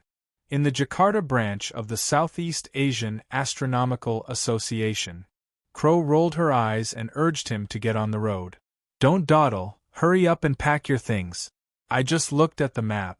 From here, you can reach Madura in 2 days, then take a boat to Australia. After landing, you'll pass through the Great Rift Valley and the desert, walk in the radiation zone for a week, and follow the bay all the way to Canberra. There, you can change ships and you'll be able to reach the South Pole. The South Pole? Huai Shi was stunned. Why would I go there? I'm not going. He felt that he would not have a good time ahead. Don't talk nonsense, let's go. Crow's words dispelled Huai Shi's conflicting thoughts. The birth of life is waiting for you. Huai Shi suddenly became suspicious. The birth of life was the only thing he lacked in the 4 foundations. But didn't this thing say that he had to give birth to children? But no matter how he asked, Crow did not reveal anything at all, which made him feel more and more uneasy. And why do we have to walk? Huai Shi asked. Can't I take a plane? This was a branch of the Astronomical Association. With his current authority, he could apply for a plane to fly him there directly. Hey, you're here to travel, not to enjoy. Crow stared at him with her eyes wide open. If you don't use your feet to feel the earth, wouldn't you have come for nothing? At the mention of this, Huai Shi could not help but roll his eyes. I've already wasted hundreds of thousands. Who's going to pay me back? Thinking of the $500,000 he spent on the Stellaris to buy a standing ticket, his heart bled. Crow's eyes suddenly drifted. She was too embarrassed to tell him that the ancient tourism company had already paid for it, along with a large sum of compensation, but she had already taken the money before Huai Shi woke up. He was still young. What was the use of so much money? It was better to keep it for herself. When he grew up, she would return it to him. Crow lied to her conscience and said in a trembling voice, In short, I guarantee that you won't lose anything. Hearing her words, Huai Shi's heart calmed down. What else was there to say? This time, he was bound to lose. I'll definitely give it to you for free. The discharge procedure was easy and simple. After all, it was an internal hospital affiliated to the Astronomical Society. After a simple observation, the discharge certificate was issued. After that, Huai Shi didn't even leave the room. He directly went down from the medical department on the 6th floor to the administrative department on the 4th floor. After making a registration and some simple inquiries, he was done. The staff members who connected with him expressed their admiration and praise for his mission on Stellaris. After the specific process was completed, the commendation for him would be sent to Jinling. Huai Shi was feeling guilty that he had blown up Osiris, so he did not dare to ask any more questions. After realizing that everything was fine, he prepared to leave. After this mission, the higher-ups even gave him half a month's leave. It was almost a month's worth of savings. It was simply too great. When he thought about how old Fu had a pile of documents waiting for him to sign, but he couldn't find him, Huai Shi became happier. She also blocked old Fu's phone number. After rejecting the branch's express flight back to Jinling for free, Huai Shi picked up his saddlebag and was ready to leave. Half an hour later, a young lady mustered up the courage to open the door of the ward. She only saw an empty bed and a nurse who was cleaning up. "Oh, he's gone," said Yuan Zhao, who was leaning on crutches. He couldn't hold back his laughter. After he finished laughing, he raised his head and found that his cousin was looking straight at him. Then, in the midst of the pain, he noticed that Yuan was also smiling. She raised the Mountain King sword. Yuan Zhao swallowed his saliva. "Sister Yuan, have mercy!" Bang! "Okay, what are we going to do next?" Huai Shi stood at the entrance of the Astronomical Society's office building. He looked around the lush city of Jakarta and saw people coming and going on the street. Strictly speaking, this was the first time he had gone abroad in real life. The scenery that greeted him was completely different from that of the eastern summer. The smell in the wind also became unfamiliar. It was as if he had suddenly been thrown into another world, but it was different from the perilous hell and the strange and complicated borders. He was actually at a loss of what to do. He didn't know what to do next. Call a car? He should be looking for a car, but shouldn't he purchase some supplies first? He didn't have much food in his bag, and he should stock up on water. Should he buy some bullets? Come on, you're in the present, okay? Crow sighed on his shoulder. The Astronomical Society is still here, the sky won't fall. You don't have to be so careful. Where did your PTSD come from? Bang! The door of a car in the distance suddenly closed, making a dull sound. Huaishi's hand subconsciously pressed on the saddlebag and touched the hilt of the sword of virtue. After Huaishi realized what happened, he awkwardly moved his hand away. He felt like he was Tarzan, out of place in the surrounding environment. Can you relax a little? Crow sighed. Forget it, listen to my instructions first. Go forward, turn left. 15 minutes later, Huaishi walked out of the shop wearing a flowery shirt, big pants, sunglasses, and a newly bought backpack. He also held a map in his hand. It was a standard tourist look. It was particularly eye-catching, but at least it was better than his original look of being armed to the teeth. The windbreaker, leather boots, emergency vest, weapons, and so on had been stuffed into the backpack with the saddlebag, but Huaishi always wanted to touch it from time to time, so he adjusted the position so that it could be taken out at any time. After repeatedly confirming that everything was on him, he was a little relieved. He took the map and looked around. Then what? What do I do? Whatever I want to do. Crow tilted his head and looked at him. Isn't traveling like this? Go, have fun, eat something good, be good. Huaishi frowned. It's just a tour? Yes. Crow nodded. Is there really no other trap? Huaishi was doubtful. Someone won't suddenly jump out to kill me, and I won't inexplicably stay in the same car with a cult member, and a bomb won't suddenly fall from the sky while I'm walking. Would you believe me if I said there's really nothing? Crow looked at him, then asked again, if there's really nothing, will you be able to relax, Huaishi? After a long silence, Huaishi sighed helplessly. I'll try. Okay, then let's make a deal. Crow raised his paw and pressed it on the backpack, directly locking a seal on the zipper, sealing all of Huaishi's equipment. She said seriously, from now on, you can only use the $4,000 in your pocket. Unless it's necessary, and I'm talking about the kind of emergency, you're not allowed to use the Ascendant's abilities, weapons, or even the sacred mark. How about trying to be an ordinary tourist? I'll try my best. After Huaishi finished speaking, he felt a little guilty. After leaving those things, he felt as if he had been beaten back to his original form. No, it should be said that he seemed to be weaker than before. More panicked. He was helpless and at a loss for what to do in this strange world. When he had nothing, he was not afraid of this world, because this world could not take anything away from him except for killing him. But now that his life had finally begun, he began to panic about the malice hidden in the darkness. He did not even know how to be a tourist. In this strange country, he felt confused and had no idea where to start. Can you give me a hint? He looked back at Crow. Life is not easy, Crow sighed.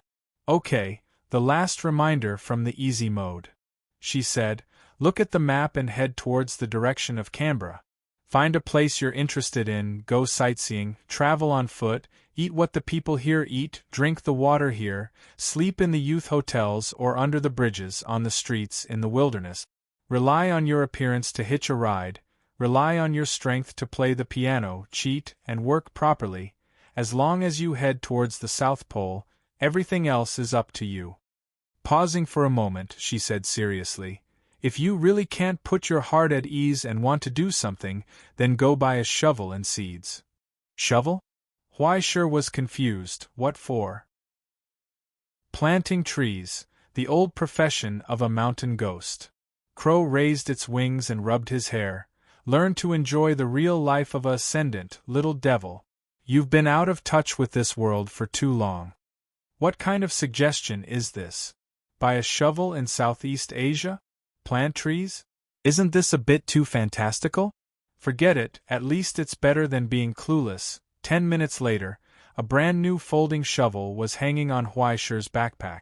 He managed to get it by speaking Latin, Dongxia, and a little bit of Javanese by analogy with the boss. At least it was cheaper by half. Although the boss saw his outfit and looked at him strangely after hearing that he, a tourist, wanted to buy a shovel, he came up with some strange stories. But at least he bought the shovel. He touched his pocket and had a little more than $5,100 left, which was almost 20,000 Dongxia yuan. If he was frugal with eating and sleeping, he didn't know how much he could save, and he didn't know if this money was enough for him to go all the way to the South Pole. It seemed that the task suddenly became difficult. On the bright side, at least he had saved the distance from Dongxia to Indonesia. Comforting himself like this, he flipped through the introduction in the tourist brochure. After reading it several times, he considered whether to go to an aquarium. Although it was not normal to visit an aquarium here, Huaishi was quite curious. He had never been to that kind of place even once. Crow leaned on his backpack, lazily basking in the sun, and followed him all the way through the street. In this way they embarked on the road ahead. It seemed a bit difficult, but at the same time it was a very real journey. It had nothing to do with saving the world, and it had nothing to do with other people's joys and sorrows. There were no difficult death missions or dangerous situations. Huaishi's first long-distance trip in his life began. Chapter 438. The aquarium was very beautiful. The whales were very beautiful, the clownfish were very beautiful, and all kinds of unrecognizable fish were very beautiful in the giant tank. The dolphins were very beautiful. The seals were not very beautiful.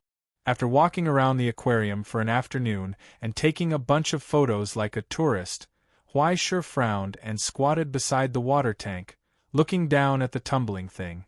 It felt like it was laughing at him. "I got something again." The hallucinatory laughter echoed in his ears, making him unable to help but pull out his knife. With an infuriating smile, the seal barked twice like a dog, wriggled on the ground, jumped into the water, and rushed to the zookeeper to eat. After eating the innocent fish, it returned to the water, satisfied, and said, "I'll come again next time." Then, the killer whale show began. A lazy killer whale swam in from behind the gate, and began to happily chase the seals as the zookeeper whistled through the glass whistle. "I'll chase you. If I catch you," enjoying the miserable cries of the seals, Huaishi's mood became more and more cheerful. Sitting in the audience, he looked down at the frightened seals lining up in An's shape, and then into a prize mother at Ker's shape. It was very pleasing to the eye. "Hurry up and take 2 more photos. That's a sublimator," Crow suddenly said from his backpack. "Who?" Huaishi was nervous for a moment, looking around in confusion. Finally, his gaze fell on the zookeeper, and he immediately discovered the faint fluctuations of origin substance on his body, as well as the small and delicate glass whistle in his hand.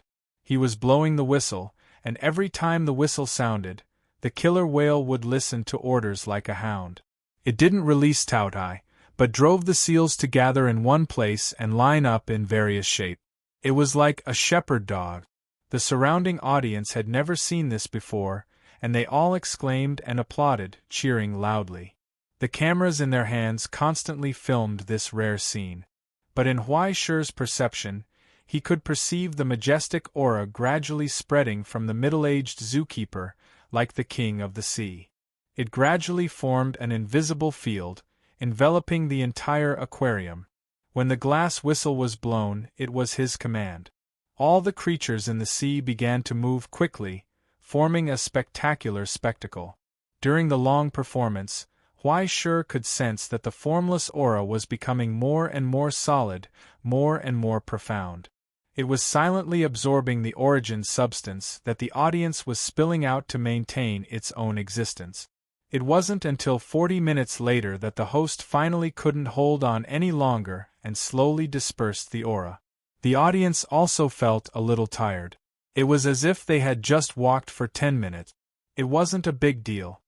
He would only think that he was too surprised and focused. During this process, his origin substance also began to change subtly. The indistinct blue glow seemed to have solidified just a little bit. "Did you see that?" Crow pointed out. "It should be a common mermaid in Southeast Asia." I can't believe he thought of such a clever way to get the audience to help him. What is he doing? Huai Shi was curious. Is there another purpose to the performance? The performance is just a process, and the result is that his stigmata is growing, Crow explained. Simply put, he has obtained a cultivation value. Even if the cultivation value is so small that it can't affect the world, it is still a little bit. This is how most ascended cultivators improve their stigmata. It is also a part of their lives. Huai Shi was silent. It wasn't until now that he remembered his blind spot. He had always thought that his ability to grow was mainly through fighting and meditation. In reality, no matter how much he fought, he would only improve his skills. No matter how much he meditated, he would only be able to quickly recover his origin substance. Just looking at the rapid improvement in his cello-playing level in the past few months was enough to tell. Linking sword and sword techniques to playing, complementing each other, naturally allowed him to improve quickly. However, the Een Soul and Mountain Ghost stigmata didn't rely on this. Instead, there were other conditions. As a disaster miracle that came from hell, the stigmata naturally had its own laws and attribute. They also had different forms and requirements. If he wanted his stigmata to grow, he had to adapt to the characteristics of this miracle and interfere with reality. It was like sowing seeds. After waiting and brewing, he would reap the result. The Een Soul's growth required a large amount of pain and death aura.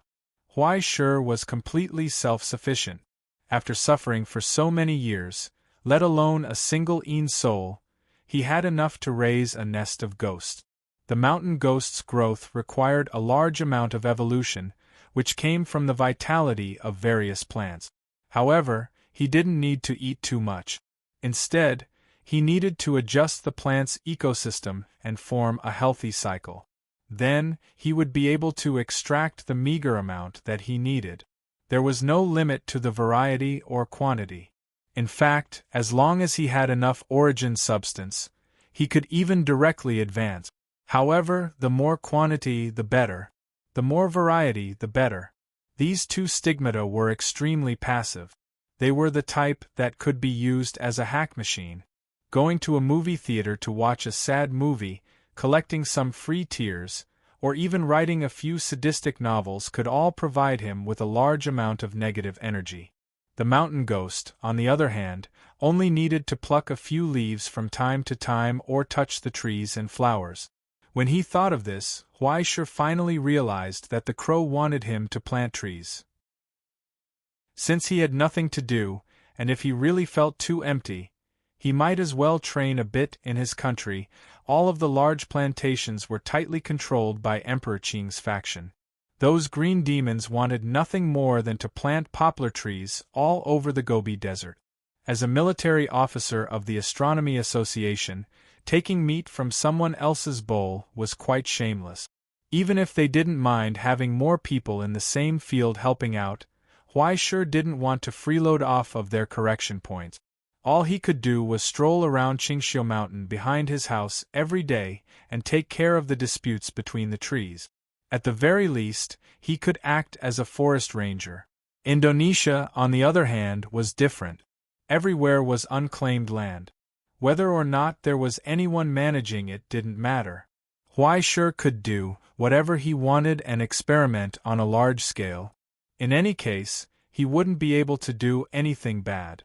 If he did, he could just slap his butt and leave. With his ability, he couldn't get a vast desert. At most, he could get some weeds to grow in people's courtyards. Could the Indonesian ascendants directly complain about him to the Astronomy Association? In any case, he wasn't afraid of a complaint. Have you experienced the benefits of the path of destiny? Crow chuckled. Starting from Ghost, this type of stigmata is all support type. It's the type that allows you to gain experience. If it's the path of eternity, if you want to reach Osiris from the fourth step, you'll have to mechanize the entire hell. Unlike Mountain Ghost, planting a tree will yield a tree's fruit. Adjusting a forest will yield a forest's harvest. As long as the forest is still there, the correction points will be endless. No matter how small it is, as long as there are enough of them, you'll be able to gain a lot over time. There's no need to worry about the problem of correction points. There are some silly newbies who just want to be cool, powerful, and destructive. They don't listen to advice at all. After having fun, they'll be in trouble. Sigh. Almost all of the stigmata had different requirements for growth. There was no doubt that support-type stigmata were the easiest to grow. Just by looking at how Huaishur had reached the third step in 4 months, one could see how fast it was. Functional stigmatas were second only to support-type stigmatas. If you want to create something, change something, or process something, you'll have to use your stigmata to influence the outside world. You'll get a reward for your hard work. It belonged to the type of stigmatas that could be promoted as long as you put in a lot of effort. Offensive or invasive stigmatas were miserable. Without exception, most of them had to be promoted through killing and destruction. If you weren't careful, you'd receive a black letter from the Astronomy Association and be suppressed by the good brothers of the Social Security Bureau. It was very easy for the whole village to survive. But before that, he was afraid that the whole village would have been killed by the ascendants who had gone mad. Yuan Zhao was able to reach the third step at the age of 14. It was definitely related to his position in the Social Security Bureau.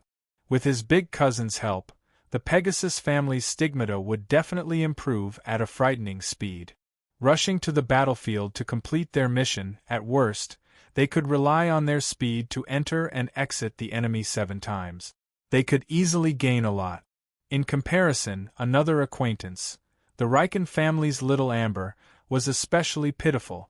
The essence of the stigmata prajna was an evil spirit of jealousy and loneliness.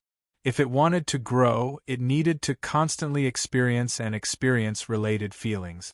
If there was a scumbag who was willing to cooperate with her, talk to her as a friend, and then quietly let her find out that he cheated on her, as long as she killed the scumbag and the third party, she might be able to kill them all at once. Obviously, the performance that Huaishur was witnessing at the moment was the scene of another ascendant leveling up.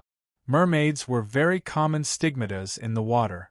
Regardless of the difference between the lineages, their abilities were ultimately marine. This one should be a cultivator who was inclined to control aquatic creatures. If they could break through the 4th or 5th step in the future, they would probably have to participate in the annual fishing season and the ecological balance in the sea. At that time, they might even become the sea god of Indonesia. Coming to the aquarium on a whim, he was able to see the scene of another ascendant leveling up. He had to say that he was lucky. However, Huaishur didn't participate in it. Promising Crow that he wouldn't take the initiative to use his ascendant abilities was one thing, but the most important thing was that his origin substance was a highly toxic negative energy. If he were to get mixed in, he was afraid that the entire aquarium, including the mermaids, would start foaming at the mouth. In less than 2 hours, the Indonesian government would announce that they had been attacked by terrorists. At that time, Huaishur would have to prepare to go to the border court. After he finished watching and walked out of the aquarium with satisfaction, he saw the zookeeper, who had already changed his clothes, standing at the entrance. The zookeeper waved at him. He was dressed in a suit, looking like a business elite. It was almost impossible to associate him with the zookeeper from before. "Hello, are you a foreign ascendant?" The dark-skinned middle-aged man took the initiative to extend his hand, expressing his goodwill. He looked at the outdoor seats of the nearby coffee shop and asked in fluent Latin, "Do you have time to drink coffee with me, sir?" Huaishur stared blankly for a while, not understanding what was going on. However, since someone was offering him coffee, how could he not give face? Looking at the time, it was already time for dinner. Chapter 439. Tyler. As soon as he sat down, the ascender introduced himself. This is my surname, you can call me Tyler. As you can see, I'm working in this aquarium to improve myself. Huaisher. Huaisher shook hands with him again. Dongxia. Are you here for a trip? Sort of. Huaisher patted the backpack next to him and shrugged. Traveling on a budget. It may be a bit presumptuous, can you take a look at this? Before Huaisher asked, Tyler took out a brochure from the bag next to him and offered it with both hands. Coral Reef. Protection Plan? Huaisher raised his eyebrows curiously and looked at the back of the brochure. The producer was the Southeast Asian Marine Protection Association, and Tyler's name was also listed among the honorary vice presidents. The brochure also described how the local corals in Indonesia would be affected by the changing climate. It has gone from more than 1,000 species to less than 700. After Huaisher finished reading, Tyler said cautiously, "If this continues, I'm afraid the local coral population will be completely extinct. Since the ecological pollution in Australia, some of the coral samples we tried to preserve are also in a precarious state." Like a passionate salesman, once he opened his mouth, he kept talking about the pollution and impact of the local marine environment, as well as their response measures and rescue operations over the years. It was completely beyond Huaisher's expectations. He didn't know why Tyler told him this. When Tarar said that his mouth was dry and he picked up the coffee and found that he had finished it, he put down the cup awkwardly. "Sorry, I can't stop talking about this." It doesn't matter. In fact, I didn't pay attention to this. Huaisher scratched his head. He didn't notice the malice from Tyler, and when he spoke, the excitement and enthusiasm revealed were completely undisguised. This man was indeed sincere about his actions to protect the marine environment of his homeland. It was rare to see such sincerity. Moreover, while he was talking, Huaisher had already eaten all the food in the coffee shop. "Yes, I'm half full." "It's just that." Huaisher scratched his head. "You're telling me all this because you need my help? If that's the case, there's nothing I can do." He only had around 4,000 renminbi on him. It wasn't even enough for him to survive until he reached the South Pole. How would he have the time to protect Indonesia's marine environment? No. Hearing that he wanted to pay, Tyler quickly waved his hand and refused. "We have formal fundraising activities and sponsors for the public. We don't need this kind of private donation. It's illegal and improper. I mean, if someone tries to persuade you, you should refuse and report it to the police." Huaisher was stunned. Then, Tyler took out an invitation letter and a small coral badge from his bag, and pushed them over the table. "Thank you for your willingness to understand our business. Could you please join us?" Tyler was afraid that Huaisher would misunderstand, so he quickly said, "The members of the Marine Conservation Association have no obligations or restrictions. They also don't need to pay any fees. I mean, if you are interested, you can join us. We will regularly organize diving and various activities. Of course, it doesn't matter if you participate or not." Huaisher was puzzled. "Then what do you want me to do?" "To be honest, we need to increase our international influence. If you can pay more attention to Indonesia's marine environment in the future, just say a few words for it will be enough." Tyler sighed helplessly. The Australian fishing fleet is getting more and more excessive year after year. There is also the pollution from their industrial zone. We can only fight for international support and support. Although I don't understand, I just need to say a few words for you, right? Huaisher didn't mind. In fact, he was even more surprised that Tyler had spent so much time on such a trivial matter. "That's great." Tyler looked at the small badge that Huaisher accepted and nodded with satisfaction. After all, many foreign ascenders don't care much about the ecological environment. "Do you need any help? If you don't mind, I can find you a pretty good tour guide." "No need." Huaisher waved his hand. If he asked, Tyler would certainly not mind such a small amount of money. Listening to his tone, he had shares in the aquarium behind him. He was extremely rich and belonged to the nouveau riche class. But in this case, he lost the original intention of Crow. He wanted to try to live in the present world with his own ability without the help of others and extraordinary strength. Whether it was playing the violin or buying a dining car all the way to Canberra, he tried to return to a normal life. Yes, that's right. This is my deep meaning. You actually understand. The black-hearted woman proudly boasted without any modesty. Immediately, her tone changed slightly, but you don't have to be too deliberate. Why sure was puzzled. Didn't you see it? Crow said, in the final analysis, the life of an ascender and the life of an ordinary person, isn't it your life? It's all part of your life. There's no need to forcibly separate it. Isn't the one in front of you very good? There's no need to indulge in fighting and killing. As a normal ascender, can't you make your own career and have your own life? You just helped him. If you have any doubts, you can ask him. Why sure was silent for a long time. Tyler noticed the change in his expression and stopped talking. Instead, he looked at him curiously. He didn't understand what the young ascender in front of him was hesitating about. It's like this. Why sure thought for a moment and asked, in your opinion, Mr. Tyler, what is the life of an ascender? Tyler seemed to be at a loss. I mean, why sure thought for a moment and asked softly, what is the normal life of an ascender? So that's how it is. I understand.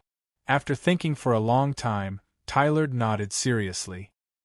He understood the confusion of the young man in front of him, so he smiled and said, Mr. Whysher, what do you think of ascension? Do you think that ascension is a good thing? Tyler asked seriously.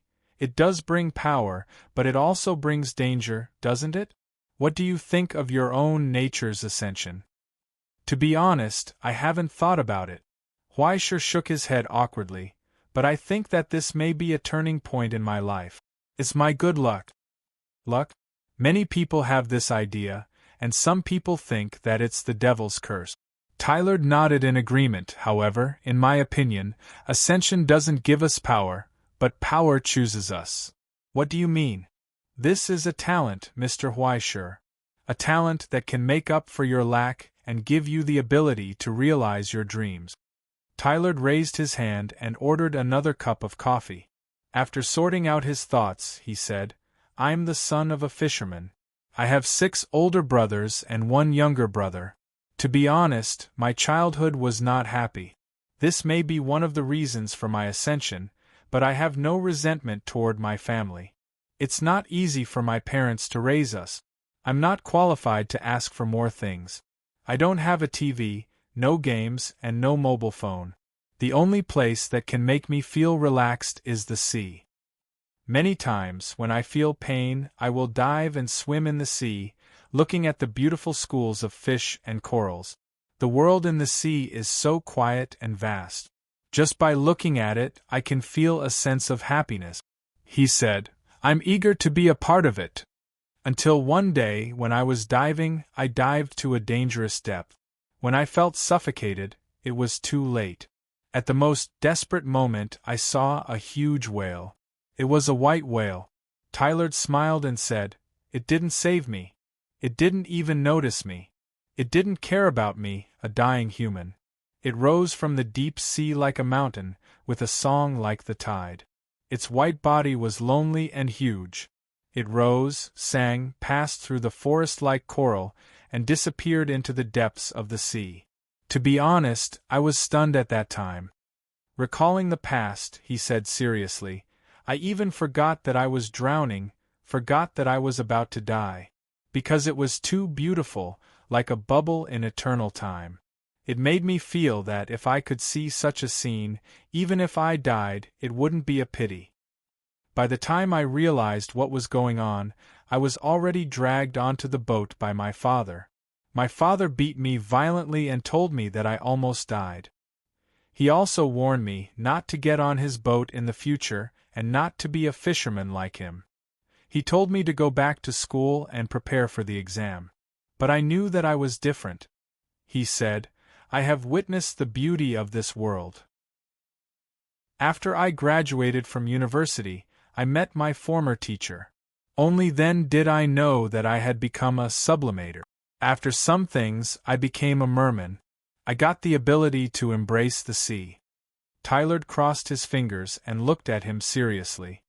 I believe that this is a blessing from fate, giving me the opportunity to realize my dream. Now I realize my dream. I can swim in the sea with them. I also have to protect their world from being destroyed by human greed. This is my life. The life of a sublimator is no different from that of ordinary people, Mr. Huaishur. He looked into Huaishur's eyes and said word by word, "The key is, what kind of person do you want to be, young sublimator? You feel lost about your life and everything you have, don't you? The impact of sublimator on you is too great, so great that you get lost in it and don't know where to go.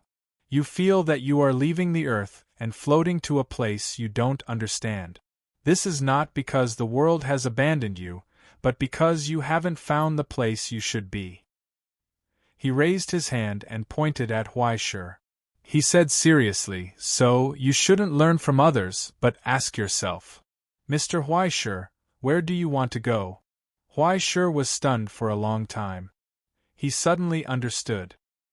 He suddenly slapped his thigh. He finally found the answer. "I don't know," he answered with a trembling voice. Chapter 440. Apart from power, apart from the stigmata, apart from the soul.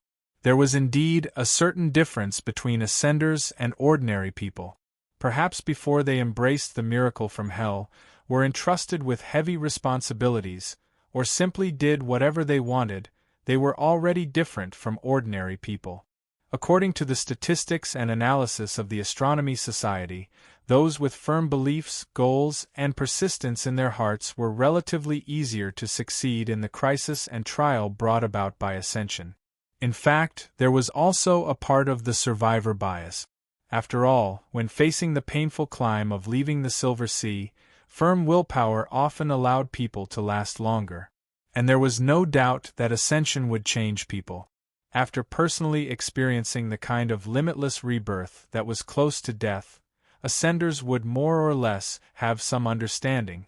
After no longer having to worry about survival, they would have more time to examine themselves, everything they faced, and then began to think about life. This led to a large number of idealists among the ascendant. The only difference was the degree of idealism and the degree of persistence in their ideas. Some people might be too lazy to take action, while others were often hopelessly persistent. The sublimation of one's nature brought not only power, but also new possibilities and choices for ascenders. Now that you have power and the qualifications to indulge, you can try a new life at will. After all, the world was so big that it could accommodate many heroes, scum, bystanders, and even more ambitious people. So, what kind of person do you want to be? Huaishur thought about this question blankly, but found that he couldn't find an answer that could convince himself. The only thing he could say with confidence was "I don't know." He once had a salted fish dream: to live hard, to play the violin well, to rely on his own efforts to walk into Vienna openly, to marry a woman who loved him, and then to renovate his family's old house. Even if he couldn't make much money and couldn't achieve much in life, he had to live a new life with his head held high. But now, this goal that he expected to spend a lifetime to achieve suddenly seemed to be close at hand. Now he didn't have to worry about living, and even became a disaster musician. The Chalcedony Hall was well renovated, and even the family he had lost had returned to his side. Not only had he entered the card pool while he was still alive, but he had also not been miserably feminized. Chef from the Abyss, calamity musician, legendary investigator, Prince of Paradise, Nemesis of the Green Sun, Anointed One. A whole bunch of titles that were neither here nor there were there. All of a sudden, He looked dignified and incomparably dazzling. It was as if he had become an extraordinary person.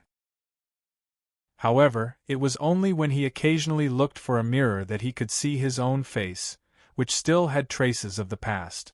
But it was completely different from the past. Even though his love for art had not diminished in the slightest, he could no longer return to a life where he could feel satisfied just by playing the piano. When he realized this, he became even more confused.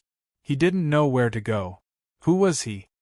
He was Huaishur, the inspector of Xinhai of the Astronomical Society, the traitor with the Book of Destiny, the eagle-claw son of the Central Bureau, the soon-to-be-has-been Elysium, the temporary driver of Bahamut and Osiris, the guardian of heaven, the heir of the Utopia with so many titles attached to his head. The part that originally belonged to him gradually thinned out. If I can't see it any more, Huaishur fell into deep thought. Forgive me for being presumptuous, Mr. Huaishur. Tylerd looked at Huaishur's appearance and seemed to be curious. May I ask your age? 17 years old, Huaishur replied. Tylerd was stunned. He was dumbfounded. Although he knew that the person in front of him was a confused young man, he did not expect him to be so young. The effect of yesterday's phantom could make Huaishur look more mature and reliable than he actually was. He could maintain a stable state of spirit and would not be easily affected by the surrounding environment. However, he really did not expect Huaishur to be so young. This is really... He was stunned for a long time before he smiled bitterly and shrugged. To be honest, this is completely beyond my expectations. However, I feel that there is no need to worry about those problems now. Huh. Huaishur was puzzled. After all, you are only 17 years old, aren't you? Tylerd laughed. There is still a lot of time to think. The world still has room for tolerance for you. He looked at Huaishur with astonishment and amazement in his eyes. He no longer concealed his envy. It was good to be young. Being young was the greatest asset. He still had opportunities to make mistakes, room for naivety, and more time for him to think and revise, allowing him to make choices calmly. It was really good. What I just said is just a one-sided talk. You still have more time to find more answers and see more places in the world. Tylerd thought for a moment and said seriously, however, I can help you with a small favor here. With that, he pointed to the shovel hanging next to Huaishur's backpack. If my feeling is correct, you should be a plant-type stigmata, right? Tylerd said. If you want to earn some correction points on the way, I have a good job here. Huaishur looked up curiously, only to see Tylerd get up, pick up the bag, and invite him again. It's time for dinner. Do you mind joining us? I can call another friend. He has a bad temper. I hope you don't mind. He had nothing to do anyway. Besides, Huaishur also wanted to know what kind of job Tylerd was talking about. Tylerd drove them all the way out of the city, and soon reached the wilderness. Contrary to Tylerd's expectations, Huaishur was not worried at all. Many of the explanations he had prepared in advance were not of any use to her. Huaishur did not think that Tylerd had any bad intentions. After all, the combat effectiveness of the two people was not at the same level. Moreover, he did not feel that Tylerd had any malice toward him. He was just curious about where he was going to take him. They had already gone on the mountain road and went directly into the deep mountains and forests. After a while, he saw the faint light in front and the smell of logs outside the car window. Many large trucks were parked here. It was quite busy under the lights in the distance. It was a logging site. The sign of the Forestry Association was hanging at the door. Tylerd had obviously been here many times and was familiar with the place. There were many workers who greeted him, and he responded enthusiastically one by one. He directly ordered 2 dinners from the cafeteria, and then unceremoniously pushed open the door of an office. He did not care if there was no one inside, sat down directly, and poured water for Huaishur. The manager here and I are acquaintances from the Environmental Protection Conference. Don't be an outsider, just sit anywhere. Huaishur found a place to sit down and looked around. It was obviously a rough man's office. God knows how long it had not been cleaned up. There were footprints everywhere on the floor and things were in a mess. There were several animal skulls hanging on the wall, but they had not been cleaned for a long time. They were all gray. There were tools everywhere, chainsaws, hammers, axes, nails. There was a bicycle in the corner. God knows how long it had been since it was ridden. There was also a half-dismantled motorcycle in the middle of the room. There were parts everywhere on the ground, and the smell of engine oil was strong. In the entire room, there was only one family portrait that was clean. It had been cleaned frequently. Soon, the workers brought the food. There were a total of 3 servings. The food in the logging site was naturally not good, but it was good in large quantities, and there was enough meat. Without waiting for everyone to arrive, Tyler called out to Huaishur to eat. Halfway through the meal, someone pushed the door and came in. Huaishur raised her head to take a look at the bowl in her hand and understood. A burly middle-aged man with stubble on his face, with the smell of engine oil and wood stubble on his body, walked in with heavy footstep. He was obviously angry. After coming in, he could no longer suppress his anger. He threw the keys and gloves on the table and cursed in Javanese. This group of damn foreign species, damn Ingzhou people. Ah, damn those bastards. Do you know how they fooled me? They said they were doing it, and they would definitely discuss it at the meeting. He complained to Tyler, discuss? What's with the discussion? If they were really useful, there would be no need to import 80% of the wood every year. This group of damn profiteers only want to lower the price. They only want to see us be unlucky. Hey, calm down, calm down. Tyler put down the fork and pointed at Huaishur.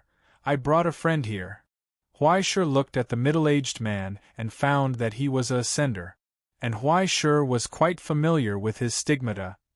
Druid genealogy, Willowman. He used this disguise when he was cheating others some time ago. It was obvious that they were genuine goods and were different from his counterfeit goods.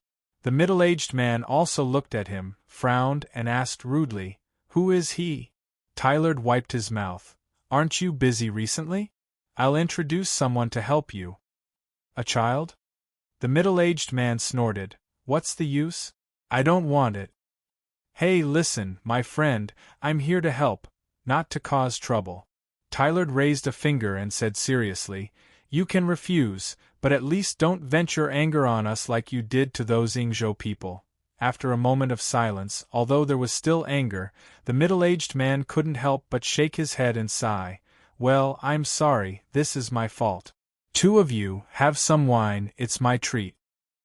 He pulled out a bottle of liquor from the shelf, poured 3 glasses, and put them on the table. At the same time, he took out a rattan-like plant from his pocket and put it in front of Huaishur. Huaishur lowered her head to take a look and understood. Ingzhou dragon mistletoe?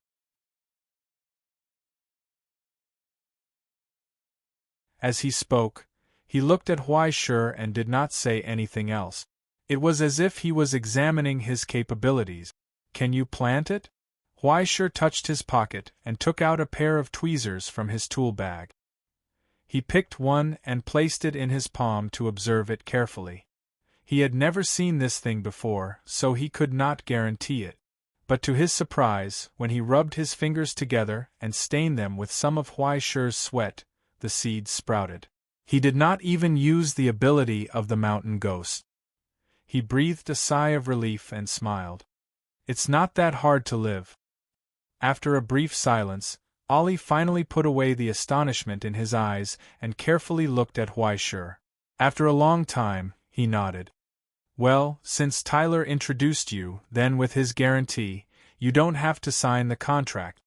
Ollie nodded and asked, "When can we start work?" "Anytime," Huaishur replied. He reached out and took out his ID from his trouser pocket. "Also, there's no need to trouble Mr. Tyler to guarantee. I have something that can prove my identity and credibility." It was an exquisite ID with a black cover. It was engraved with the coat of arms of the present realm surrounded by thorns. After opening it, there was a frontal photo of Huai and the Astronomy Association's Peace Dove seal. It proved his identity as a registered military officer and also gave him the right to carry weapons and walk freely between the present realm, the border, and hell. Ollie gasped and froze on the spot. Tyler was not much better. His hand almost shook out the wine in the cup. The two of them looked at each other in disbelief.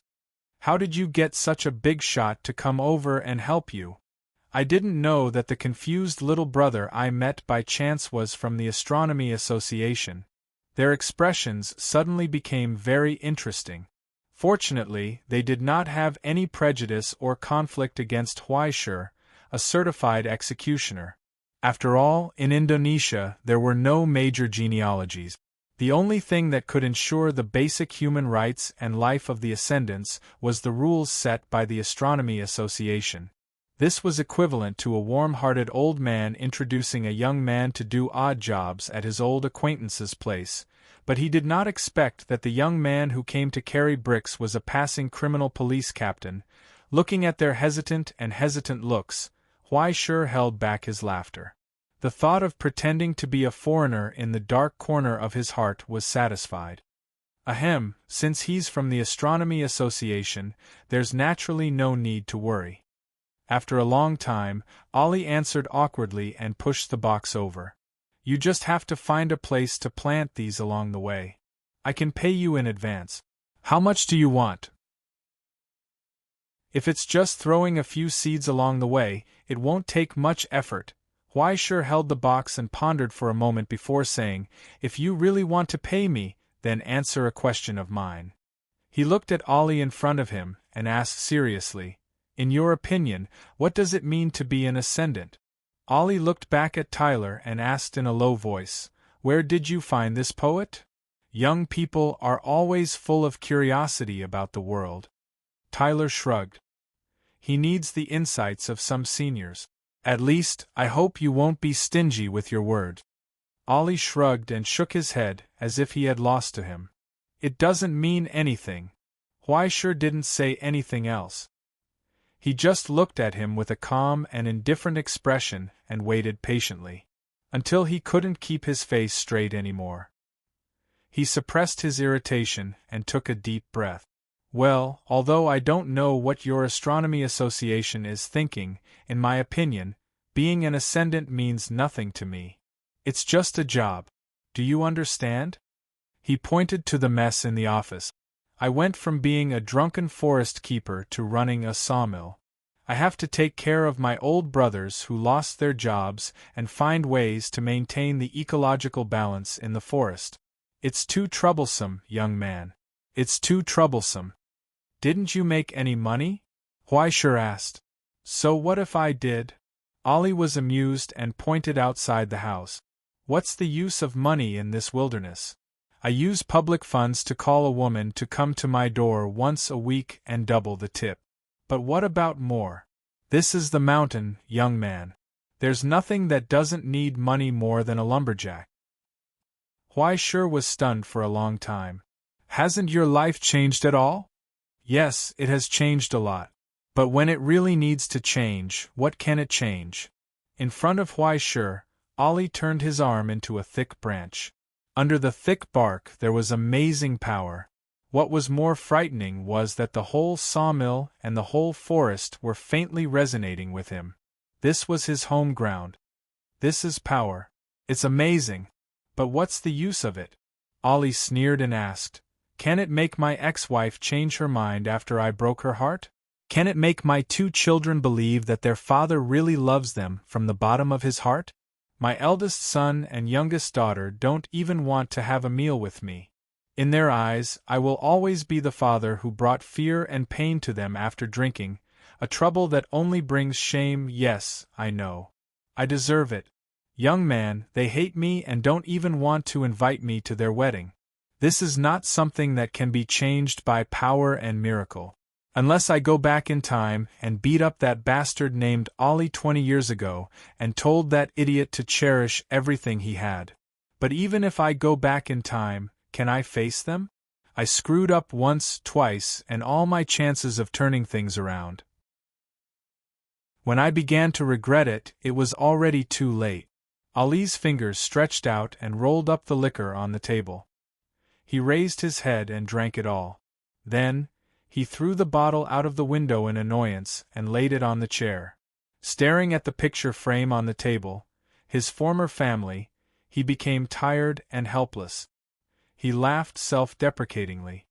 Life is not something that can be changed by power, is it? Huaishur was speechless. This is the answer you want, Mr. Huaishur. I have made a fool of myself in front of a young man I met for the first time. Now, please give me a little bit of the last fig leaf. Take your reward and leave quickly. Ali took out a car key from his pocket and placed it on the table. There is a car outside. It has been filled with gas. You can use it as you wish. Just drop it off at the Forestry Association branch in Madura. Thank you. Huaishur picked up the car key and thanked him sincerely. This is your reward, Ali said. No, I mean your honesty, Huaishur said seriously. You can lie or not answer. Just consider yourself lucky. Ali waved his hand impatiently and motioned him to leave quickly. Tarar shrugged and nodded to Huaishur to say goodbye. He pointed to the depressed Ali next to him. He had to stay here to comfort his old friend. Before Huaishur left, he opened his mouth and wanted to say something. But after thinking about it, he closed his mouth obediently. What right and experience did he have to shamelessly tell others how to face life? After nodding and thanking him, he pushed the door and left. When he got in the car, he received a message from Tarar. It was a phone number. If you go to Madura, you can visit this guy. He is a Latin teacher in a middle school. He always thinks about something. We call him a philosopher in private. Maybe he will enlighten you. I will. After Huaishur finished replying, he looked up at the huge off-road vehicle in front of him and raised his eyebrows. He rubbed his hands in anticipation. There is a free car to drive. That's great, completely ignoring the premise that he did not have a driver's license and driving experience. Huaishur stepped on the accelerator and left. He was on his way. Chapter 442. 3 days later, Huaishur realized that he had made a huge mistake. He didn't expect that the off-road vehicle would consume so much fuel. Once he started the car, the US dollars in his pocket began to flow out like water. He couldn't even stop it. Just driving from Jakarta to the area near Madura had already cost him more than $1,000. On the one hand, the road conditions were terrible. On the other hand, Huaishur had driven in the wrong direction several times. The road conditions and navigation in this place were a mess. Even though Huaishur had the Astronomical Association's satellite navigation page, he almost couldn't handle it. In the end, he could only use the off-road vehicle's performance to drive through the wilderness. Then the car repair cost another $600. Huaishur was miserable. Fortunately, he also practiced his driving skills in the Book of Destiny at night. He specifically found 2 racers with racing experience and drove wildly. As a result, he managed to improve his skills to an average level and didn't become a road killer. In the end, he realized that he was too pretentious. Not only did he not need money, he even had to pay for the fuel.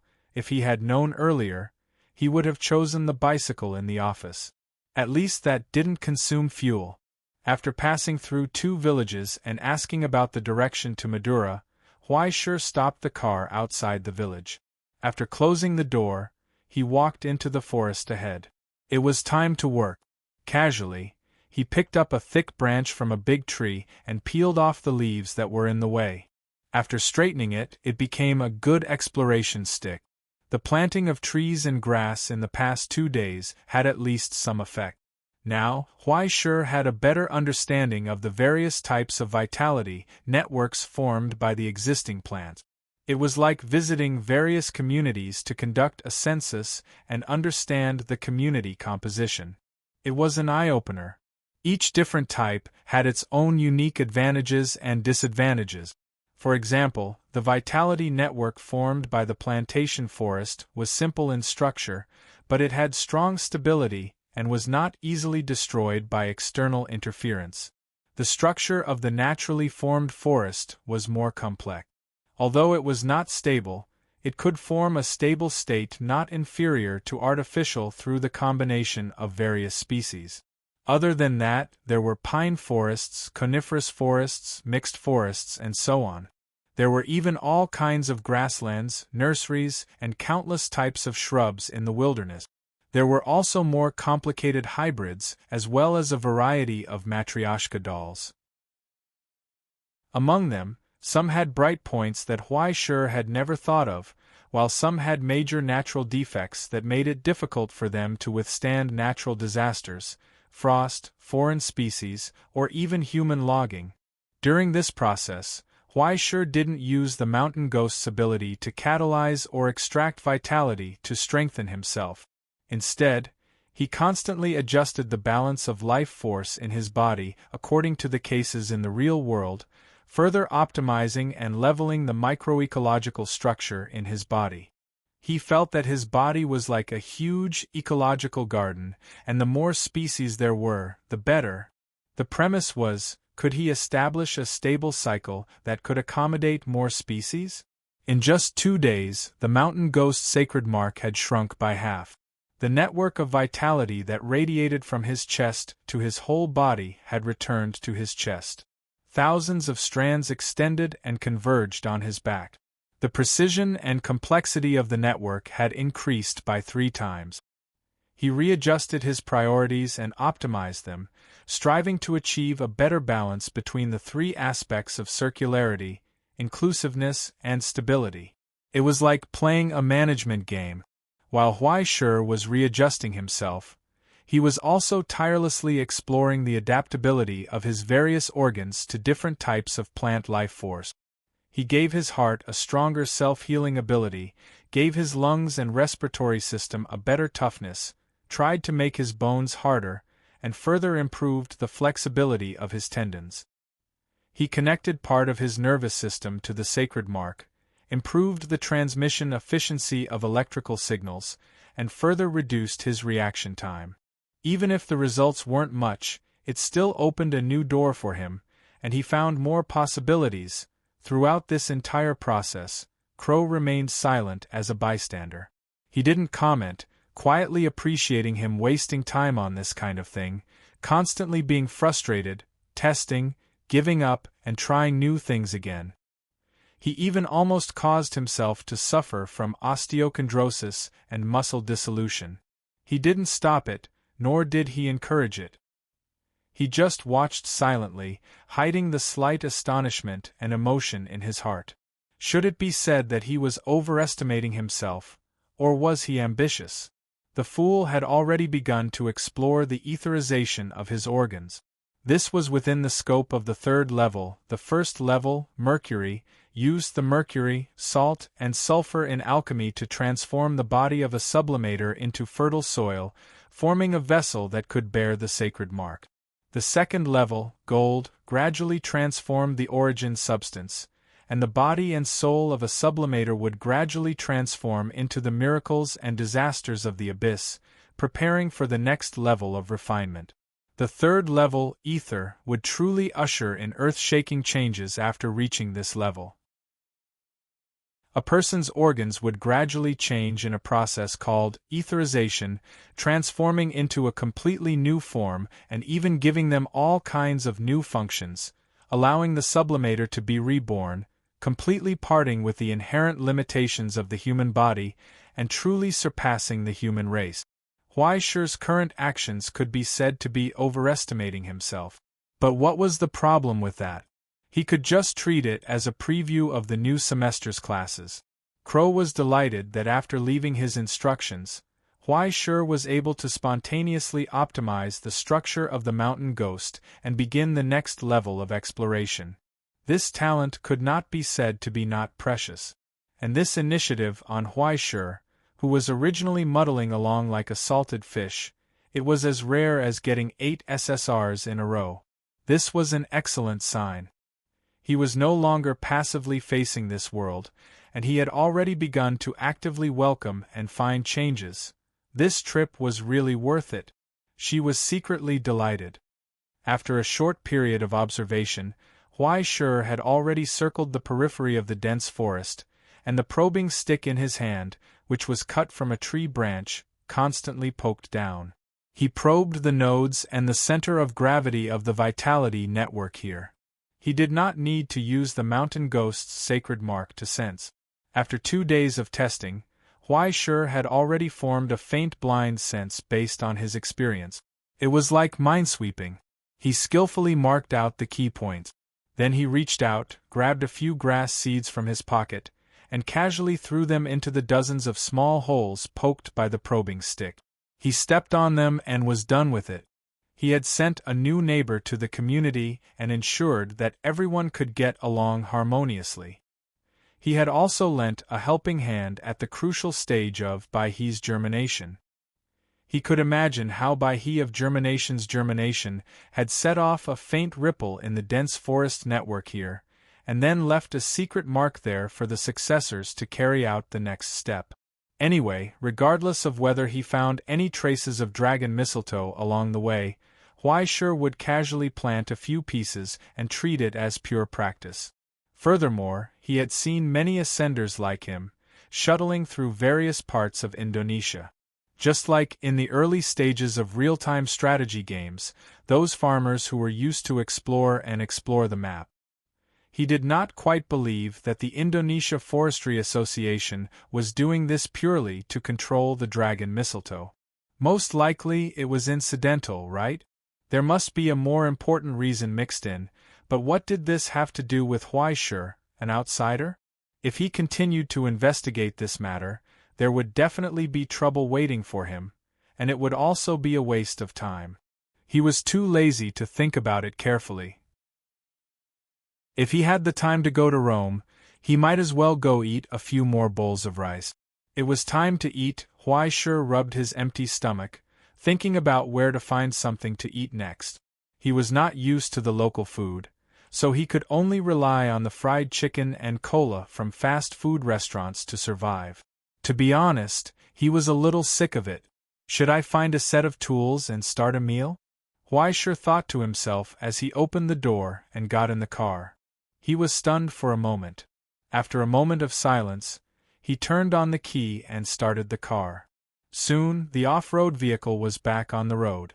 It sped forward, running over the puddles and mud on the road as it sped toward Madura. While driving, Huai Shi raised his hand and yawned. Then, he casually pushed his hand to the side. A muffled sound exploded in the enclosed car. Drummer! The low sound of the wind spread out, followed by the crisp sound of a skull hitting the car window. In the front passenger seat, a little ghost appeared out of thin air. There was still a stunned expression on its face as it slammed into the car window.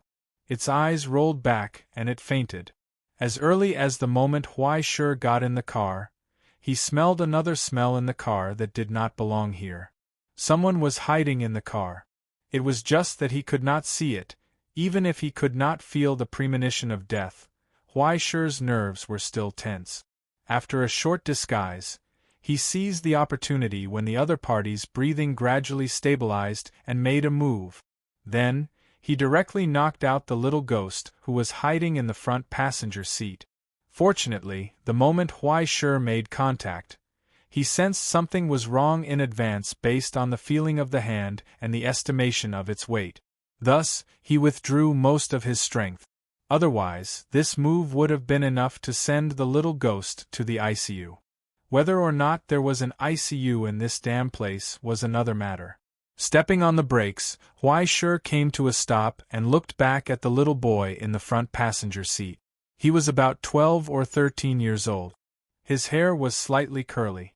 God knew how long it had been since he cut it. It looked messy, but his clothes and body were quite clean. It was obvious that he often bathed. Huai Shi reached out and skillfully searched the pockets and places where weapons might be hidden. No weapons. No stigmata. and he did not feel any malice toward him. Huai Shi twisted his neck and revealed a cold smile amidst the cracking sounds.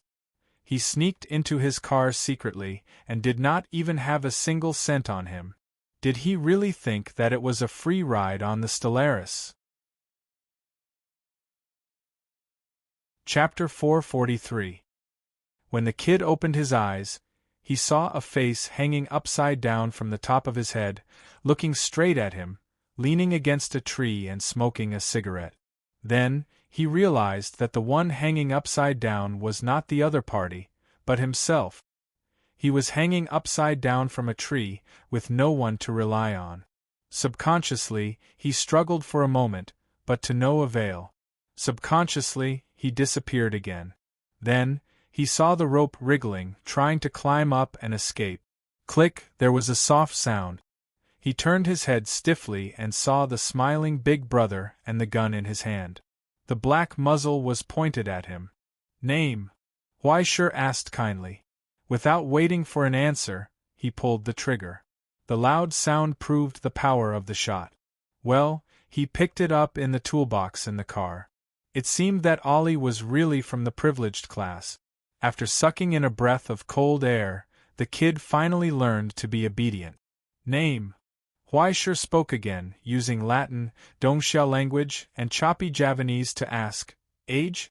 Occupation? What do you do? Sai Sayer. The child swallowed his saliva and his silhouette appeared in the air. He raised his hands in surrender and replied in Javanese. Siya Ramadan, I'm 10 years old. Uncle, please spare my life. I just saw you asking about Madura's location and wanted to secretly take your car there. Huai Shi frowned unhappily. It was not because the kid wanted to secretly take his car, but because he made him sound old. You have to call me handsome big brother, understand? Huai Shi put the muzzle closer. The kid nodded like he was pounding garlic. His face was red because he was hanging upside down. So, Huai Shi pulled the trigger. He broke the rope. The kid fell from the air. Huai Shi grabbed him by the collar and threw him next to the tree stump. Huai Shi didn't untie the rope on his feet. He found a clean rock and sat down. He looked at the panicked kid and asked, Invisibility, what's going on? The child's eyes wandered. Just as he was about to say something, he saw Huai Shi's gentle smile. Do you know? Your big brother, really like to bully little kids to death. Especially those who don't pay for the ride. Sayar swallowed his saliva dryly. I don't know either. Suddenly, one day, I learned it. Others couldn't see me, as if I didn't exist. Huai Shi nodded, understanding the situation. A wild sublimator brat. 10 years old? Wasn't it too small? Where are your parents? They are waiting for me in Madura. They are all very famous experts. They are all very powerful, and they have 19 subordinates. Each of them has a gun, a lot of guns. They are all very powerful. Huai Shi sat on a rock with his legs crossed, watching him rack his brains to come up with a lie. Blow, continue to blow. Under his scrutiny, the child's expression gradually became awkward, and he couldn't continue speaking. All right, don't be afraid. Huai Shi pushed the pistol out of the magazine, one by one in front of the child, and threw them on the ground. Then, he put the pistol back into his pocket. He leaned forward and looked at the child's face. I won't kill you, and I won't hurt you. As the price for secretly riding on my ride, you have to answer my questions honestly. Then, I can send you back to your parents. Sayar was silent and turned his head away awkwardly. After a long time, he said, They don't want me anymore. I ran out alone. My mother married someone else, and my father has a new son. Even if you send me back, I will run out again. Where is your home? I don't know.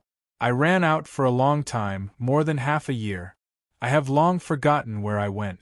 I don't even know where this is. Huai Shi was silent for a long time. He scratched his head and said, For so long you lived by being invisible? Sayar nodded. Very good, Sayar. Your honesty has earned you fair treatment. Huaishe took a deep breath. Then, he looked into Sayar's eyes with a serious expression. His eyes turned cold and he said, "Tell me, for so long did you use your ability to hurt others?" I did not." Sayar's face turned pale as he was stared at by the pair of emotionless eyes. He shook his head frantically and said, I just secretly took something that I needed. There was nothing I could do. I have no money. I swear, I only took a little." "How does it feel to kill someone?" Huaishe asked indifferently. "I did not kill anyone," Sayar screamed out in panic. "I did not." "Then, what about the damage?" Huaishe asked. "Don't you think this ability is very convenient? Even if you are holding a knife, no one will be able to notice it. Even if you kill someone, no one will know that you are wrong. You can even do whatever you want to those beautiful little girls, isn't that right?" The mountain ghost's malice suppressed his consciousness, digging out the truth and lies inch by inch. "I did not, I really did not." Sayar struggled with all his might. He was so scared that tears flowed out of his eyes.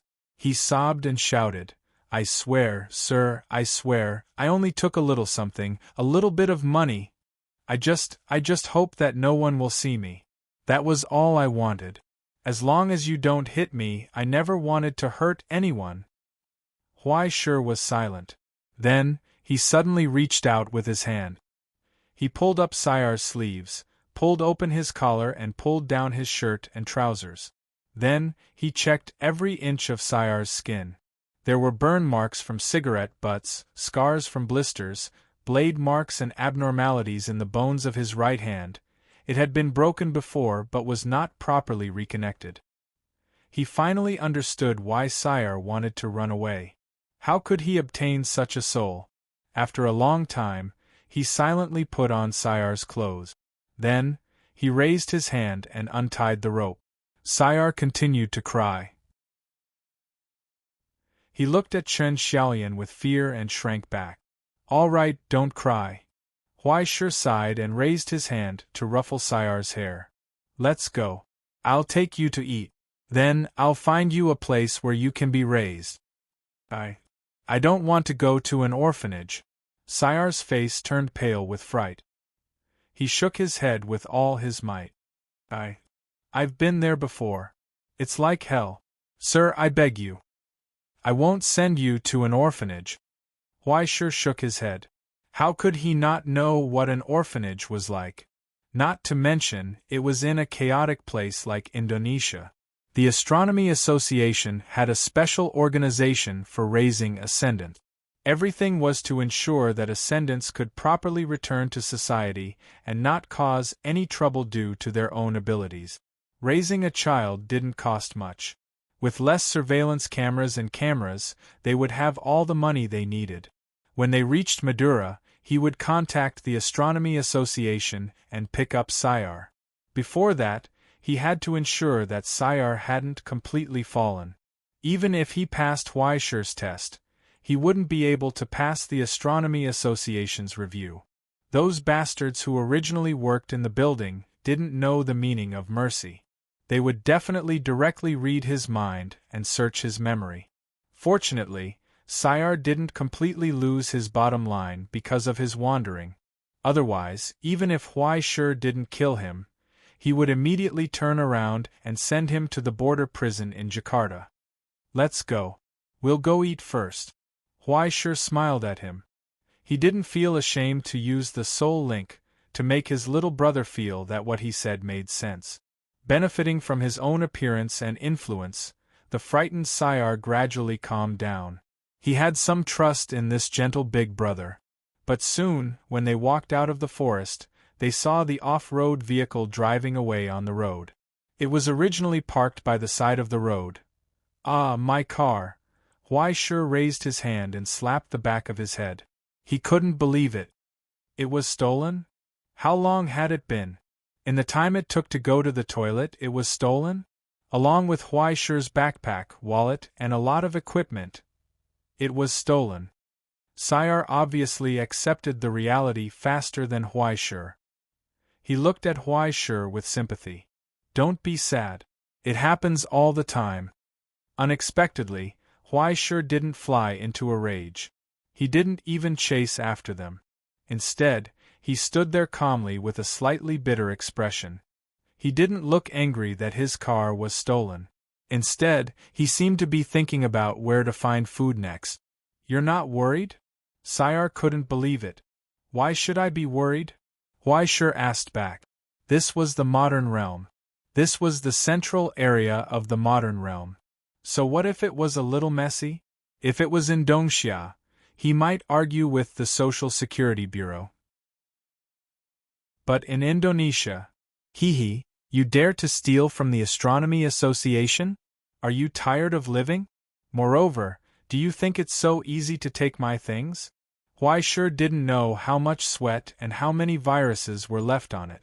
Once Huai Shi released the control, it would immediately become a moving source of pollution. He was looking for death. "Don't worry. Let's go find some food nearby first." Huai Shi shook his head calmly. He reached out and held Sayar's hand. "Let's go. What do you want to eat?" "It's my treat. I still have $200. It's enough for a good meal." Fortunately, they were already in the vicinity of Madura. It was a city after all. It wasn't difficult to find some food. Half an hour later, Huai Shi and Sayar were sitting in the Colonel's Chicken Nuggets chain store. They were enjoying the air conditioning, eating the chicken bun, and drinking happy drink. Since they were already here, Huai Shi planned to find the philosopher mentioned by Tylal first. After that, he would call the Jakarta branch and ask them to check where the car went. However, when Huai Shi called the philosopher, no one answered. He called a few times, but they were all busy. He put down the phone in confusion and glanced at Seelal, who was wolfing down the food. He couldn't help but raise his hand and hit the back of his head. "Eat slowly. I'll give it all to you, okay? You'll definitely have diarrhea if you eat like this." Sayar answered vaguely, his face glistening with the oil of fried chicken. He raised his head to look at Huai Shi, then lowered his head and continued to eat. Huai Shi couldn't help but roll his eyes. "Okay, I'll have to spend money to buy you stomach medicine later." Just when he was feeling helpless, the phone rang again. "I'm sorry. I was in class just now and didn't pick up the phone." A low voice came from the other end of the phone. The Latin tone was exquisite and standard. "Is this Mr. Huai Shi from the Astronomy Society?" "Ah, yes, that's right." Huai Shi nodded. "You know me? Tylal mentioned you when he called me yesterday. He also told me about your doubts. I'm happy to share some of my shallow opinions with you." "Let me see. My next class is about 90 minutes later. Maybe we can talk before that." The philosopher said, "If it's convenient, can you come to the city? I'm a bit busy at school. I can't leave." "Of course, no problem." Huai Shi nodded happily. "I'll be there soon." After a polite goodbye, the phone hung up. Huai Shi had begun to look forward to the philosopher's answer. Chapter 444. 20 minutes later, in a school in the city of Madura, Huai Shi finally met the philosopher. Obviously, this was a private aristocratic high school. Whether it was in terms of security or facilities, it was different from the schools Huai Shi had seen along the way. It was cleaner, safer, and more expensive. Just like a noble manor, between the exquisite buildings and courtyards, young boys and girls walked together in twos and threes, excitedly or calmly discussing something with each other.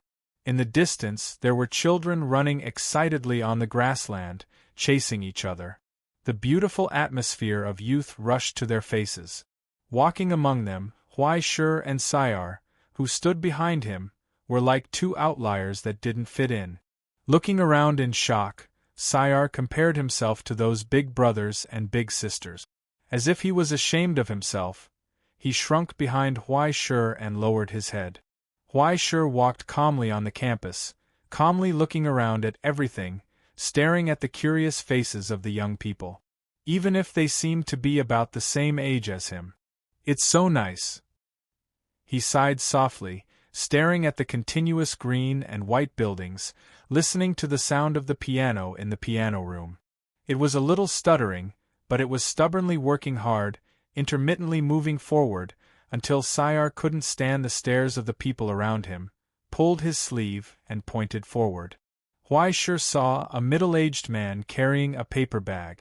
The slightly old and thin man with glasses was wearing a white short-sleeved shirt and trousers. His knuckles were rough, and there were calluses left from years of writing. He was holding a bulging paper bag. It was very eye-catching, not because of his appearance but because of his lineage. Sparse black hair was meticulously combed behind his head, dark eyes, fair skin, and a rosary that represented the Holy Spirit wrapped around his wrist. Huaishur didn't expect the philosopher to be a Roman. He stood next to the bench and waved at Huaishur. There were a few thick textbooks on the bench next to him. They had been flipping through them for too long, so the covers were a little damaged. However, the edges were not rolled up. It was obvious that they were taken good care of. "I'm sorry, but I can only entertain you here, Mr. Huaishur." After Huaishur and the rest sat down, the philosopher spoke first. He looked at the two people in front of him and sighed softly. "I have to say, the two of you are younger than I thought, especially this one, Mr. Sale." Sale was stunned. The philosopher smiled kindly at Huaishur and did not say anything else. Instead, he looked at the puzzled Huaishur and said, "I already know why you're here, but do you mind if I finish this before we talk?" There was a half-eaten sandwich in the paper bag in his hand. It seemed to have been made by himself. It contained a large amount of chili sauce, mustard, and raw beef that even Huaishur was a little afraid of. After getting Huaishur's permission, he took out the sandwich and continued to eat. When he ate, he was very regular. He was not in a hurry or in a hurry. On the contrary, he was calm and full of rhythm. Every mouthful was fully chewed before swallowing. Every few mouthfuls, he would pick up the thermos cup next to him and take a sip of tea. 5 minutes later, he took out a handkerchief to wipe his mouth, screwed the lid of the thermos, and looked up at Huaishur. "Sorry to keep you waiting." "Actually, I don't mind waiting longer." Huaishur shrugged. "I like this kind of patience, full of tolerance and awe for knowledge and understanding. Mr. Huaishur, this kind of quality is rare." The philosopher seemed to be happy, but also seemed to be regretful. "There's one thing I need to say in advance. My sole ability is to make others feel that what I say is very reasonable. Even if it's some fallacies, they will sound convincing." After pondering for a moment, he abruptly explained, "Unfortunately, this effect is passive. I can't turn it off myself. However, this kind of thing can be understood as long as you think about it." He thought for a moment and gave an example. "For example, today's sun is black." "What a load of nonsense." Huaishur frowned. Today's sun was indeed black. "Wait a minute." He was stunned for a moment and subconsciously raised his head, staring straight at the dazzling sun above his head. After a few seconds, he finally reacted and could not help but gasp. His back was a little cold. This kind of soul ability was a little too scary. If the philosopher did not explain in advance, even the ascendants would not be able to guard against it. "I've embarrassed myself in front of you." The philosopher sighed with a headache. "This kind of ability is very useful in education. Of course, the premise is that the theory I tell the students is correct. But there are too many things in this world that can't be confirmed. Thanks to this troublesome soul ability, I originally majored in advanced mathematics and theoretical physics. But now, in order not to mislead the students, I can only teach grammar in high school. After all, for this kind of thing, even if it's a slip of the tongue, at most, I'll lose 2 marks on the exam." After a pause, he looked at Huaishur seriously. "The reason why I said this is, on the one hand, out of honesty, and on the other hand, to avoid misunderstandings. I don't think what I say is absolutely correct, so I hope you can always be suspicious of what I say." In her silent contemplation, Huaishur vaguely came to a realization. In any case, the philosopher did not have any malicious intentions toward him. It was better to say that he was frank from the beginning. Later, when Huai Shi was thinking, he could avoid the influence of the philosopher's sole ability to the greatest extent. Ah, you're starting to think. The philosopher showed a gratified smile. Very good. Thinking is the first step to survival, Mr. Huai Shi. You're already in the zone. I believe we'll have a good chat later. Do you need me to ask you a question? Huai Shi asked. No, I already know why you're here, and I've already prepared the answer. After a moment of silence, the philosopher suddenly said, But before that, can I ask a few questions? Sorry, this is purely out of professional habit. I always get into the zone of a teacher. Huai Shi shrugged indifferently. Didn't I come here to ask you to answer my doubts? Then, just treat it as an impromptu lesson. The philosopher happily slapped his knees twice, straightened his expression, and suddenly asked, Do you think that there's a fundamental difference between an ascender and an ordinary person? Are you talking about the soul, the stigmata, or the ability? No, it's even more different than these superficial things. It's even more fundamental. The philosopher shook his head. I'm not talking about the amount of origin substance or the outstanding ability. I'm also not talking about the heroic performance of heroes or the disgusting behavior of criminals. It's not a difference in personality, but something closer to the driving force. If I put it this way, it might be too obscure. Let's give an example. His fingers subconsciously tapped on the fountain pen. After a moment of thought, he suddenly asked, Do you know about the philosophical zombie? If it's a zombie, I've come into contact with it and have some understanding.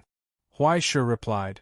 In fact, he had cut down quite a few, whether it was ghouls, lichens, or other things. These kinds of things were always emerging in various places, serving as cheap cannon fodder. No, this is actually a very interesting hypothesis. The philosopher shook his head. It's not that there's an eternally hungry and bloody corpse crying piteously for food 24 hours a day, waiting to take a bite out of you and then infect you with a fatal virus.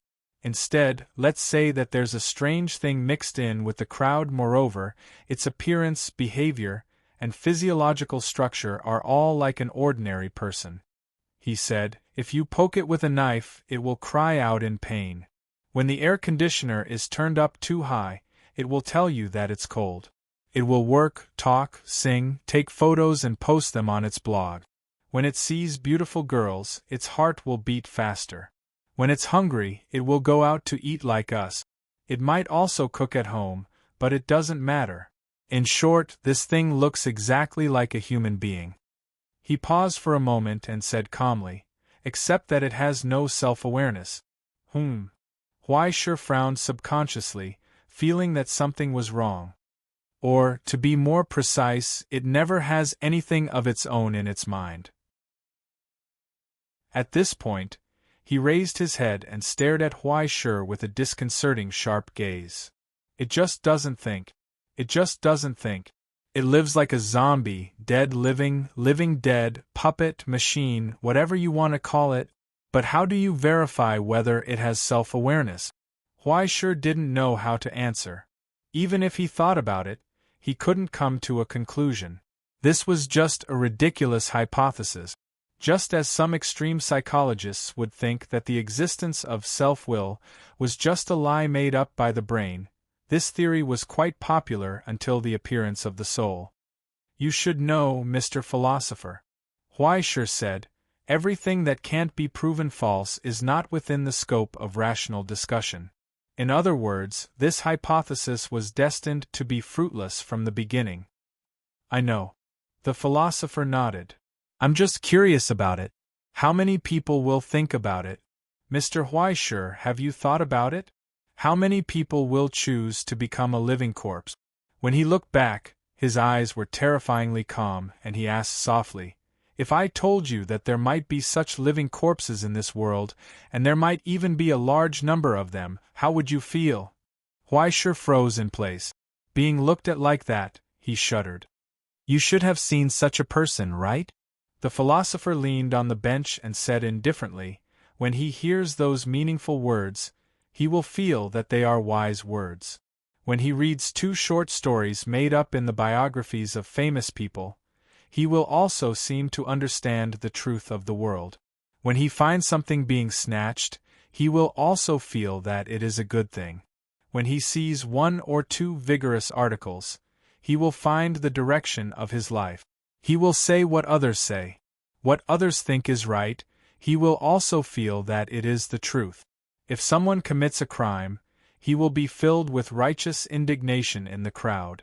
Perhaps he will also feel injustice, and always stand on the side of the majority, hide in the crowd, and be ordinary. They have reason, but they don't think. They can feel love, but they don't spread it. They learn the truth, but they don't use it. They know where wisdom lies, but they are proud of their ignorance. They thirst for justice, but they stubbornly want to push things different from themselves to the evil side. I used to be terrified of this, Mr. Huaishur. The philosopher calmly said, I was full of doubts about this. Why can't they think? Why don't they open their eyes and expose those childish lies? Do they really understand what they are doing? Have they really figured out their roles? Are they really alive? After a short pause, he finally asked the last question. Is such a person really qualified to have a soul? Chapter 445. In the long silence, Huaishur did not speak. He vaguely understood what the philosopher meant, but because of this, he felt vaguely unhappy. He could not say it. I once felt despair at this ignorance that refuses to think, great despair, Mr. Huaishur. The philosopher was still narrating. I felt like I was locked in a black box, unable to breathe. Every walking corpse around me made me feel a wave of fear and anxiety. Have you ever been to Constantinople in Rome? I think any big city may be the same, Cairo, Yorkshire, Yenjing, Jinling, the capital. Every time I walked in it, I could feel the loud noise of a machine running. When I brushed past the expressionless and numb faces, I felt as if I had entered the body of a giant beast. There was a huge gravitational force pulling me deeper and deeper, not allowing me to escape. Instead, it kept me there, trying to turn me into something that was no different from the others, a component that could be replaced at any time, a dispensable cell in the social system. Like a slave, I gave up thinking, silently submitted to the collective, obliterated myself, and became a numb machine. Until one day I felt that I could not stay there. The philosopher told Huaishur, I had to escape, I had to leave that place. So I boarded a train, abandoned all of my possessions and finances, and started to wander without a care for anything until I came here. I have to say, you may be just thinking too much. Huaishur scratched his head, unable to understand. Is that so? The philosopher calmly asked, what if I change the analogy? What if, replace Constantinople with the Silver Sea, and replace wandering with sublimation, can you understand? Huaishur was stunned. He finally understood where the displeasure in his heart came from. Why are you so contemptuous of others who are trying their best to survive, Mr. Philosopher? Huaishur asked, are there people who are born willing to become machines? For some people, becoming a machine is even a happiness and peace that they can't wait for. Why do you have to comment on everything from above after freeing yourself? Wasn't that too arrogant? According to your theory, you will never be able to prove that others have self-awareness. In other words, in your world, you will always be the only one who exists? I didn't say it was absolutely correct, did I? The philosopher was not annoyed. Instead, he smiled happily. I'm glad to see you refute my theory. Nothing makes me happier than that. Huaishur was stunned. Damn, just how long has this big brother of mine been tricked by my spiritual soul ability? Why is he so happy to see someone bicker with me? Huaishur has an impulse to recommend the internet celebrity, take little brother, to him. He always feels that he will have a good time arguing with little 19 of the Lin family. But Little Hut in the Woods is not willing to waste time on this kind of loss-making business, right? Philosophers do not care if others agree with their ideas and theories. They even seem to live in a lonely world. He played single-player games indifferently and did not play games with others. Huai Shi felt a burst of pity and fear for such a life. What kind of hell is that? The moment I became a sublimator, my life was changed. Mr. Huai Shi, I still don't know if this change is good or bad, but this is the answer I give you. The philosopher said seriously and solemnly, people have to think to feel their own existence and life. People who refuse to think are not alive. At best, they just exist. And it is through this will born from thinking that the sublimator proves their existence to the world, isn't it? He said, in my opinion, the sublimator is the winner who has not been assimilated and obliterated by this world. In other words, to some extent, they have defeated the people of this world. He said his own conclusions so decisively and arrogantly. He did not care whether others agreed or not, and did not care whether Huai Shi could accept it. He had put his own answer in front of Huai Shi. Without saying anything else, Huai Shi got up and said goodbye. The philosopher did not say anything else. Instead, he walked him out of the school's back door and suddenly said, "You have come from afar as a guest. I'm sorry that I can't be a good host, but at least let me do you a small favor. How about it?" Huai Shi looked at him blankly. He felt like he had heard this before. Why do you Indonesian sublimators like to help others so much? Then, he saw the philosopher fold the paper bag with the food and put it in the trash can. He waved at the people on the side of the road. Then, an off-road vehicle drove over from the end of the street. Huai Shi was stunned. It was clearly the car that he had borrowed from Ollie, but now it looked brand new. Not only had the bumpers on the front and back been replaced, but even the scratches on the car had been smoothed out with paint. The mud and dirt on the car were all cleaned and the tires were all replaced with brand new ones. The door opened and a middle-aged man jumped out. He pulled out a squirming bag from the trunk and pulled it in front of Huai Shi. The bag opened and a man with a head full of blood crawled out. One of his arms had been cut off. He looked like he had been tortured. He wanted to cry, but when he saw the philosopher next to Huai Shi, he was stunned. He trembled and knelt on the ground, kowtowing and begging for mercy. His mouth trembled as he muttered in Indonesian dialect. The philosopher pointed at Huai Shi, and the man turned around and kowtowed to Huai Shi, sobbing and crying. Huai Shi began to doubt his eyes. He looked at the car he had lost and then at the philosopher. He did not understand what was going on. Are the local gangs so polite? That's right. Perhaps it has already undergone a complete makeover after the renovation. The Latin teacher from the aristocratic high school said calmly, "They are all people who are willing to listen to reason.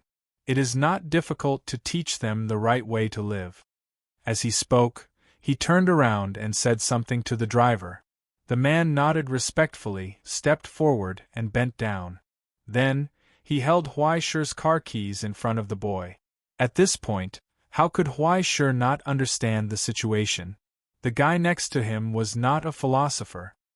He was clearly the godfather of the local gangs in Indonesia. Perhaps the godfather of the local gangs could only be his son.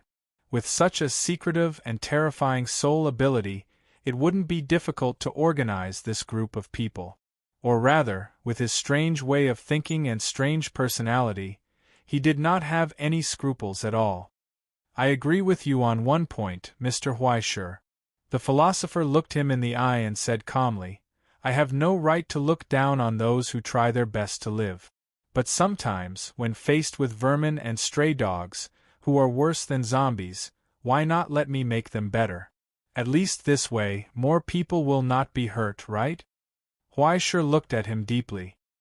He did not doubt the authenticity of the philosopher's words.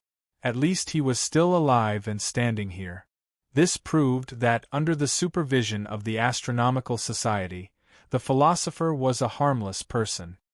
he did not even disturb the local social order. Perhaps he would develop into a collaborator and informant. After all, his ability was too convenient. But it's just a car thief. There is no need to cut off his hand, right? Huaishur lowered his head and stared at the embarrassed car thief on the ground. Even if he was angry because his car was stolen, at best, he just wanted the car thief to have diarrhea at the border. In fact, I have already dealt with him leniently. The philosopher sighed helplessly and shrugged. There is no need to treat me as the kind of person who treats human lives like grass. Mr. Huaishur, I asked him to come here to plead with you. After all, most of the time, the anger of a sublimator is too exaggerated for ordinary people. As he said this, he lifted his leather boot and kicked the car thief on the ground. He shook his head coldly. No matter how outrageous and disgraceful this guy is, he is still the father of 2 children. I can't just watch those 2 children become orphans. He offended a sublimator, offended the Forestry Association, and at the same time, angered the Astronomical Society. Cutting off one hand is already too biased for him. It must be known that a sublimator with a good temper and no arrogance like Huaishur was very rare. If he encountered a person with a surly personality, it was not impossible for him to kill his entire family. The philosopher had brought him here in search of this forgiveness from the Sephora scholar's poem. In the silence, Huaishur couldn't help but sigh. I finally know why you are called a philosopher and not an educator, he suddenly said. Has anyone ever told you that you are actually not good at being a teacher? The philosopher was stunned. Then, he saw Huaishur pull out his knife. The knife was shining brightly.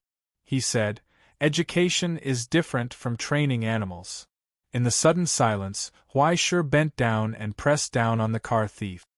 He cruelly cut open the wound on his arm that had just healed, picked up the debris embedded in the wound, and finally picked up the severed hand in the bag. Hilgos's vitality was injected into it, and 2 layers of silver blood medicine were applied to the wound. He threw the arm back into the car thief's arms. He put away the blade. The man who stole the car was stunned for a long time. His pale face finally looked better, as if he was relieved. But then, he couldn't help but scream, because Huaishur's finger was pressing hard on the wound on his arm. Such a rough awakening of his gradually numbing pain. It made him spasm in pain. This is the lesson that should be taught to you. It's not because you offended anyone or some huge organization, but because you made a mistake. Huaishur lowered her head and stared into his eyes. She enunciated each word clearly. You are not allowed to steal, understand? The man who stole the car nodded frantically and begged. But it wasn't until he found it difficult to breathe that Huaishur released his finger and slowly stood up. Take him to a good hospital, Huaishur said to the philosopher.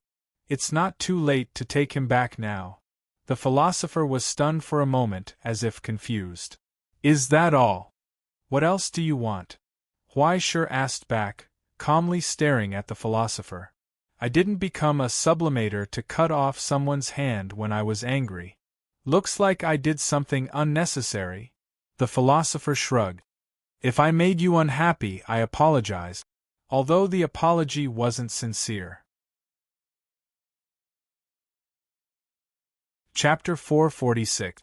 Let's say goodbye here, Mr. Philosopher. Huaishur picked up the key and waved at the kid not far away. Therill, let's go. But Therill hesitated and did not move. Instead, he subconsciously looked at the philosopher. Huaishur frowned. There is one thing I forgot to say. The philosopher glanced at the child beside him. He came to Madura to find me. What do you mean? My men told me that a strange invisible person appeared in the Yogyakarta area. He seemed to be a child and was wandering around. Then I spent some time to find his whereabouts. The philosopher looked down at Therill. We talked on the phone before. I told him that he could come to Madura to find me. I would provide him with the education and life he should have, so that he would not be forced by hunger and cold.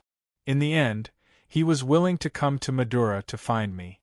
Huaishe finally recalled the philosopher's surprise when they first met. What surprised him wasn't his own age, but Sayar's. He didn't expect Sayar to be such a young child.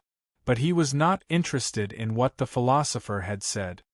The Astronomy Society has a special foster organization and policy for this kind of underage ascendant, Huaishe calmly retorted. I think you probably don't need to worry about it. Why don't you ask him? The philosopher turned back and glanced at Sayar. This kind of thing should be decided by the person involved, right? He's still a child. No, he is already an ascendant. The philosopher said seriously, every ascendant must be responsible for their own fate, no matter how small. You and I can't make the choice for him, right? Huaishe looked at him silently for a long time, then lowered his head to look at Sayar. Sayar was also looking at him. All right. Huaishe sighed. Let's have a chat. Okay. The philosopher nodded and stood away, as if he did not want to waste time. The pen in his hand was still writing and commenting on the lesson plan. He waited patiently. Huaishe glanced at him, then retracted his gaze and looked at the little ghost in front of him. You heard it. This uncle who doesn't look like a good person wants to adopt you. Huaishe shrugged. If you are willing to come with me, I will contact the Astronomy Society. Well, you don't know what the Astronomy Society is. In short, I can guarantee that you will be properly arranged. Now, both sides are up to you to choose. You have to make a choice for your own destiny, Sayar. Sayard stared at him blankly, and then at the philosopher in the distance. He was a little unsure. Is he really the philosopher of Madura? Huaishe shrugged. I can't guarantee that he really has the trophy and identity of a philosopher, but if there is someone who is called a philosopher, it's probably him. I've always heard about him, Sayar said excitedly. Everyone says that he's the boss of bosses. When he speaks, no one dares to speak. Once he coughs, everyone will kneel on the ground in fear. He told me to come to Madura to find him. So it was true. His eyes sparkled. There was no need to answer. Huaishe sighed helplessly. Well, I understand. He got up and waved to the philosopher in the distance, indicating that he could come over. As if he already knew the result, the philosopher's expression was calm and determined. He glanced at the excited Sayar and nodded slightly. It seems that I seem to be more likable to children? Huaishe couldn't help but roll his eyes. He let out a long sigh. He reached out, took out his ID from his pocket, and unfolded it. So, now, I am standing in front of you as a registered military officer of the Astronomy Society, Mr. Philosopher, he said. I need your assurance. The philosopher's expression was calm as he told Huaishe, I will raise Sayar as an educator and do my best to make him a kind person who is harmless to the current situation. You won't use him as a tool? Huaishe asked again. You won't lead him astray? I swear. The philosopher raised the rosary on his right wrist. You don't need God to guarantee you here. Huaishe raised the ID in his hand and showed him the Astronomy Society's logo. You just need to be honest with it. Then, I promise. Without any hesitation or guilt, the philosopher made a promise to the Astronomy Society. This made Huaishe feel even more stifled. A godfather of philosophy with a problem in his concept, and an audacious, invisible kid. God knows what kind of sparks will fly when these two come together. He could forcibly take Sayar away. But what was the point of that? The philosopher could adopt Sayar through formal procedures. Sayar could also come out to find the philosopher again. What satisfied him was nothing more than his senseless benevolence. Huaishe took a deep look at the philosopher in front of him, and then looked down at the excited Sayar. He couldn't help but shake his head. He reached out and rubbed Sayar's hair. Then, let's say goodbye here, kid. He thought for a moment and suddenly asked, Before you leave, can you tell me what your dream is? Sayar didn't understand. Huaishe explained, It's something that you want to realize even in your dreams. Sire thought for a moment and hesitated. In the end he began to blurt out his inner thoughts. I want everyone to see me. Can such an idea be counted as a dream? Can it be counted as a dream? Why sure didn't know. He just suddenly felt that it was a bit absurd. The ascendant who chose to hide himself because of fear of being hurt actually yearned for everyone to be able to see him. But the philosopher who remained skeptical of everything could gain the unconditional trust of others. It was too contradictory and also too ironic. I hope your wish will come true soon, sire. Huaishe reached out and pressed his shoulder.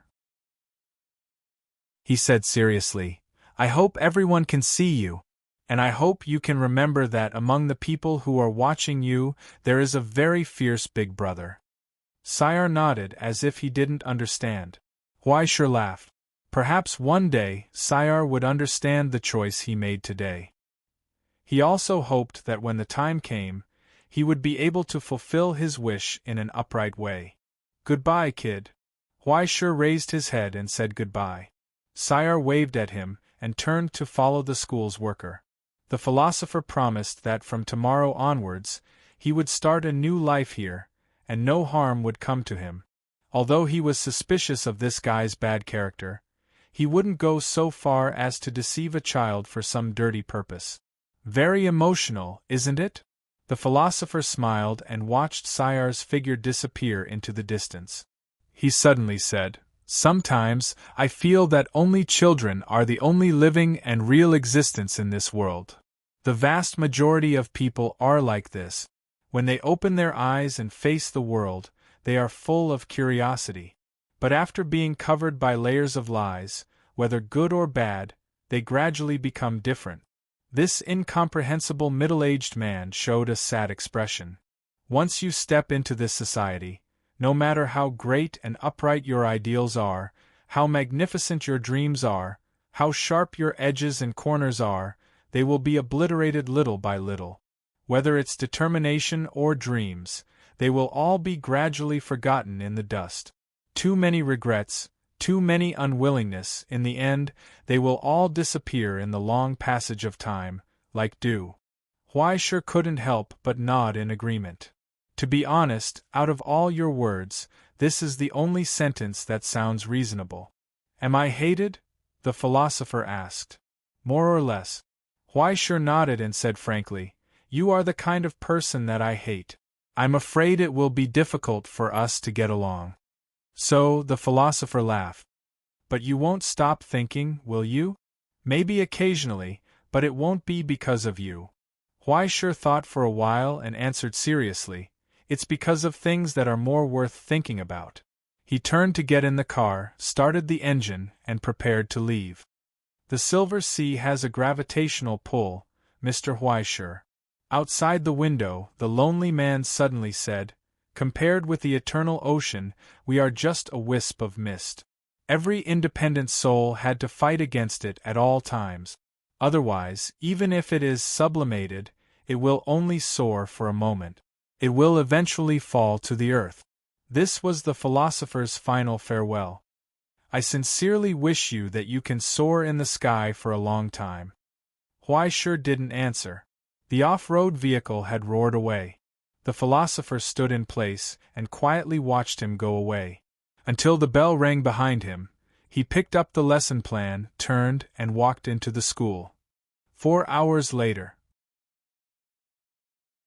After returning the car to the Forestry Association in the Madura region, Huaishe came to the dock area. The Forestry Association was much more generous than he expected. After settling Huaishe's workload, not only did they subsidize Huaishe's gas cost, but they also gave him an additional $12,000 as a reward. There was more money. He didn't have to beg all the way to the South Pole. But Huaishe didn't feel very happy. The conversation with the philosopher wasn't as pleasant as he expected. Instead, it made him extremely unhappy. After answering Huaishe's question, he threw more doubts to Huaishe. Similarly, he showed his attitude and life without any disguise. He faced Huaishe's refutation so frankly, and he would never change because of Huai Shi's displeasure. It was as if there were many friends in the world who had a good conversation with him and had a good relationship with him. There were also people in the world who he couldn't understand but also existed. No matter which side it was one side of the world. No matter which one it was, they were all part of the sublimators. This world is really complicated. Huai Shi sighed softly. On the backpack beside him, Crow nodded. Who said it wasn't? I don't understand a little. It doesn't matter, many people don't understand. Crow said lazily, but you still have a lot of time to figure it out, don't you? Huai Shi nodded gently. Not long after, the sound of a steam whistle woke him up from his contemplation. At the edge of the dock, a steamboat came over with a board. Then, a man wearing a white navy hat popped his head out and waved at Huai Shi. There's no time to explain, hurry up and get on the boat. As if he had seen him somewhere before, the familiar man waved at him and said with a smile, There's a long journey waiting for us. Hello, I'm Huai Shi. The young man shook hands with him and looked at his face. He felt that he had seen this face before, but no matter how hard he racked his brain, he couldn't remember where he had seen it before. How should I address you? You can call me K. Ahem, Captain Kate Peterman. The familiar man grinned and patted him on the shoulder. Sit tight, young man, we're going to Australia. Soon, the steam whistle sounded. Carrying the only passenger, the steamboat named Mayflower roared into the distance. It was as happy as a wild dog on the sea. A new journey was about to begin. Chapter 447. 2 days later, Huai Shi climbed out of the cabin dizzily. He lay on the side of the ship and vomited. He felt like he was going to die. How could there be someone in this world who could drive a broken steamboat so wildly? The guy who called himself Kate Peterman felt like he had seen him somewhere before, but he couldn't remember where. Was it because he had seen too many people who deserved a beating? He felt like something was wrong. Last night, he saw with his own eyes that this guy was eating hot pot, singing, and drinking wine in the captain's room. He was even holding the rudder with one hand and showed him a wave drift and a trench turn. At the most dangerous time, the entire ship was almost flying dozens of meters above the waves. Huai Shi was so scared that he had nightmares that night. He dreamed that he was sunk into the deep sea with the ship and saw a strange and terrifying city. Finally, Kate Peterman took him and drove the ship head-on into a terrifying and huge figure. After waking up, Huai Shi was already in a bad mood. Although the ship was too wild, his personality was too frivolous, too talkative and annoying, and he made people want to beat him up. He was still a good person, right? Huai Shi was beginning to feel uncertain about this. Although he didn't know if that guy's driving skills were superb or lousy, at least he let him eat and drink well for the past 2 days. He even talked to him when he was free. He just didn't know why he was always concerned about relationship. How many girlfriends did he have? Did he have children outside? Who was he going to marry? Had he ever considered bigamy? He made it sound like he was a scumbag who went around cheating for sex. He always made up all kinds of nonsense in his mind. Recalling the 17 years of his life, where he had a blank history of relationships, Huai Shi felt that there was something wrong with the style of this world. In the past, he couldn't even solve the problem of eating. He was always thinking about where to get the money for his next meal. How could he have time to think about this? After becoming an ascended one, he became even more Buddhist. Every day, he only trained his body, practiced his zither skills, and thought of ways to hide money under the eyes of the crow. He didn't care much about women. If he had the time to think about this, he might as well worry about his career path. Originally, he had planned to slack off in the Astronomical Society and be a salary thief. Occasionally, he would act as a tool.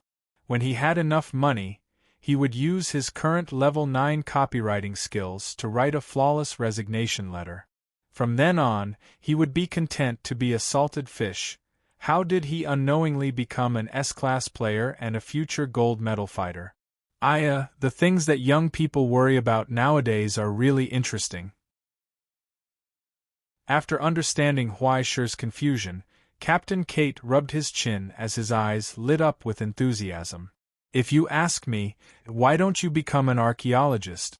Huaishi was puzzled. Although there didn't seem to be anything wrong with this answer, there was a subtle sense of malice in it. You see, isn't it romantic to unearth the dark history that drives people crazy in the wilderness and fight against the enormous shadow between the stars? Captain Kate held a bottle of hard liquor in one hand, and with the other, he skillfully steered the ship, drifting and jumping on the waves. Even as the world spun around him, he still had the time to talk to Huaishi about some unknown drunken things. If you can't be an archaeologist, you can be a folklorist. How about a detective? He excitedly encouraged religious people, artists, writers, astronomers. For some reason, it was clearly a very common and high-end job, but he always felt that every job in the captain's mouth seemed to be very easy to die. If you ask me, it's too early for you to worry about these things. It's too early, Huaishi. Captain Kate threw away the empty bottle in his hand. Why are you thinking about such a distant problem? Why don't you enjoy the present and pay attention to what's in front of you? F***ck, F***ck, F***ck. Huaishi's face turned green. He subconsciously hugged the pillar next to him. Then you better watch the front. Under the dark clouds, there was a huge wave of 70 to 80 meters in front of their bow. In the midst of the loud noise, it was like a collapsed skyscraper, crashing toward them. That's why young people are so ignorant. It's just a small battle. What are you afraid of? Kate Peterman whistled drunkenly. Isn't the sidewalk very wide? Drive there. You better find me a sidewalk in the middle of the F***King C. Huaishi's vision turned black. Then, the entire steamship was instantly swallowed by the 10,000 tons of sea. Amidst the roaring and violent shaking, the captain sang the ship's song in a sonorous voice. He drove this steamship that did not look scientific at all and broke through the wave. He galloped between the huge waves and rushed into the deepest part of the storm. In the thunder and lightning, the stormy waves swept over. When Huaishi came back to his senses, he didn't know how much time had passed. He felt like he was thrown into a washing machine, spinning crazily until he vomited out the last bit of water. After turning into a broken towel, he fainted. When he opened his eyes, the dark clouds in the sky were gone. Instead, there was a clear sky and the scorching sun shining down. On the recliner, the captain, who was sunbathing with sunglasses, looked up at him. "You're awake." He whistled and pointed to the coastline in the distance. "We're about to reach Australia." Huaishi took a long time to understand what he meant. "We're here?" He looked at the outline of Australia in disbelief. He was confused. "That's it. Then what do you want? To take a thrilling trip to our isla with a newcomer card?" The captain lowered his head in shock and looked at him. "It's not too late to turn back now. If you want to die, I don't mind tearing 2 more cards." God knows what he's talking about. Huaishi took out his mobile phone and directly connected to the GPS of the Astronomical Society to check his location. After repeatedly checking many times, he still couldn't believe it. "I'm really in Australia? This doesn't make sense." Huaishi turned back and stared at the crow on his backpack. "This ship didn't explode? Then do you want me to arrange it for you?" The crow sighed. "You're not happy if the ship explodes, and you're not happy if the ship doesn't explode. Idiot, you've been hard to please recently." Huaishi rolled his eyes. "Who was the one who caused all of this?" "Well, it's time to say goodbye." The captain whistled and showed a smile that was asking for a beating. He rolled 2 dice in his hand. "How about I give you some benefits?" "What kind of benefits?" Huaishi subconsciously raised her guard. Dang. Dang. Dang. The young captain, like magic, pushed out a small cart and pointed to a dazzling array of goods. The Mayflower limited supply event has begun. All goods are at a 40% discount. 40% discount. You won't lose out or be cheated.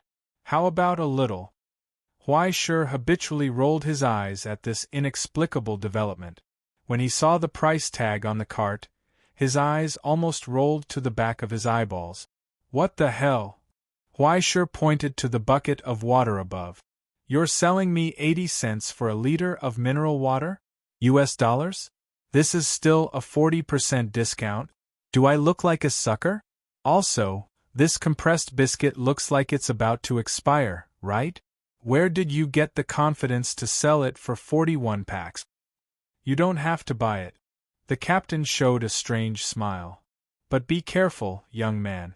After this village, there won't be this shop. Huaisher, would rather die of thirst today and jump down from here than buy a bottle of water from you.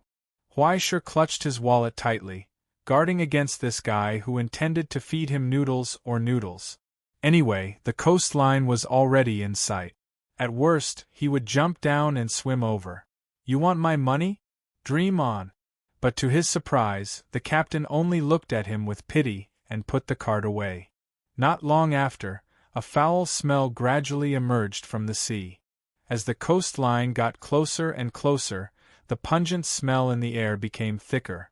After passing through the layer of brown sticky oil and a lot of foam on the surface of the shallow sea, the steamboat docked at the small dock on the shore in the pungent haze.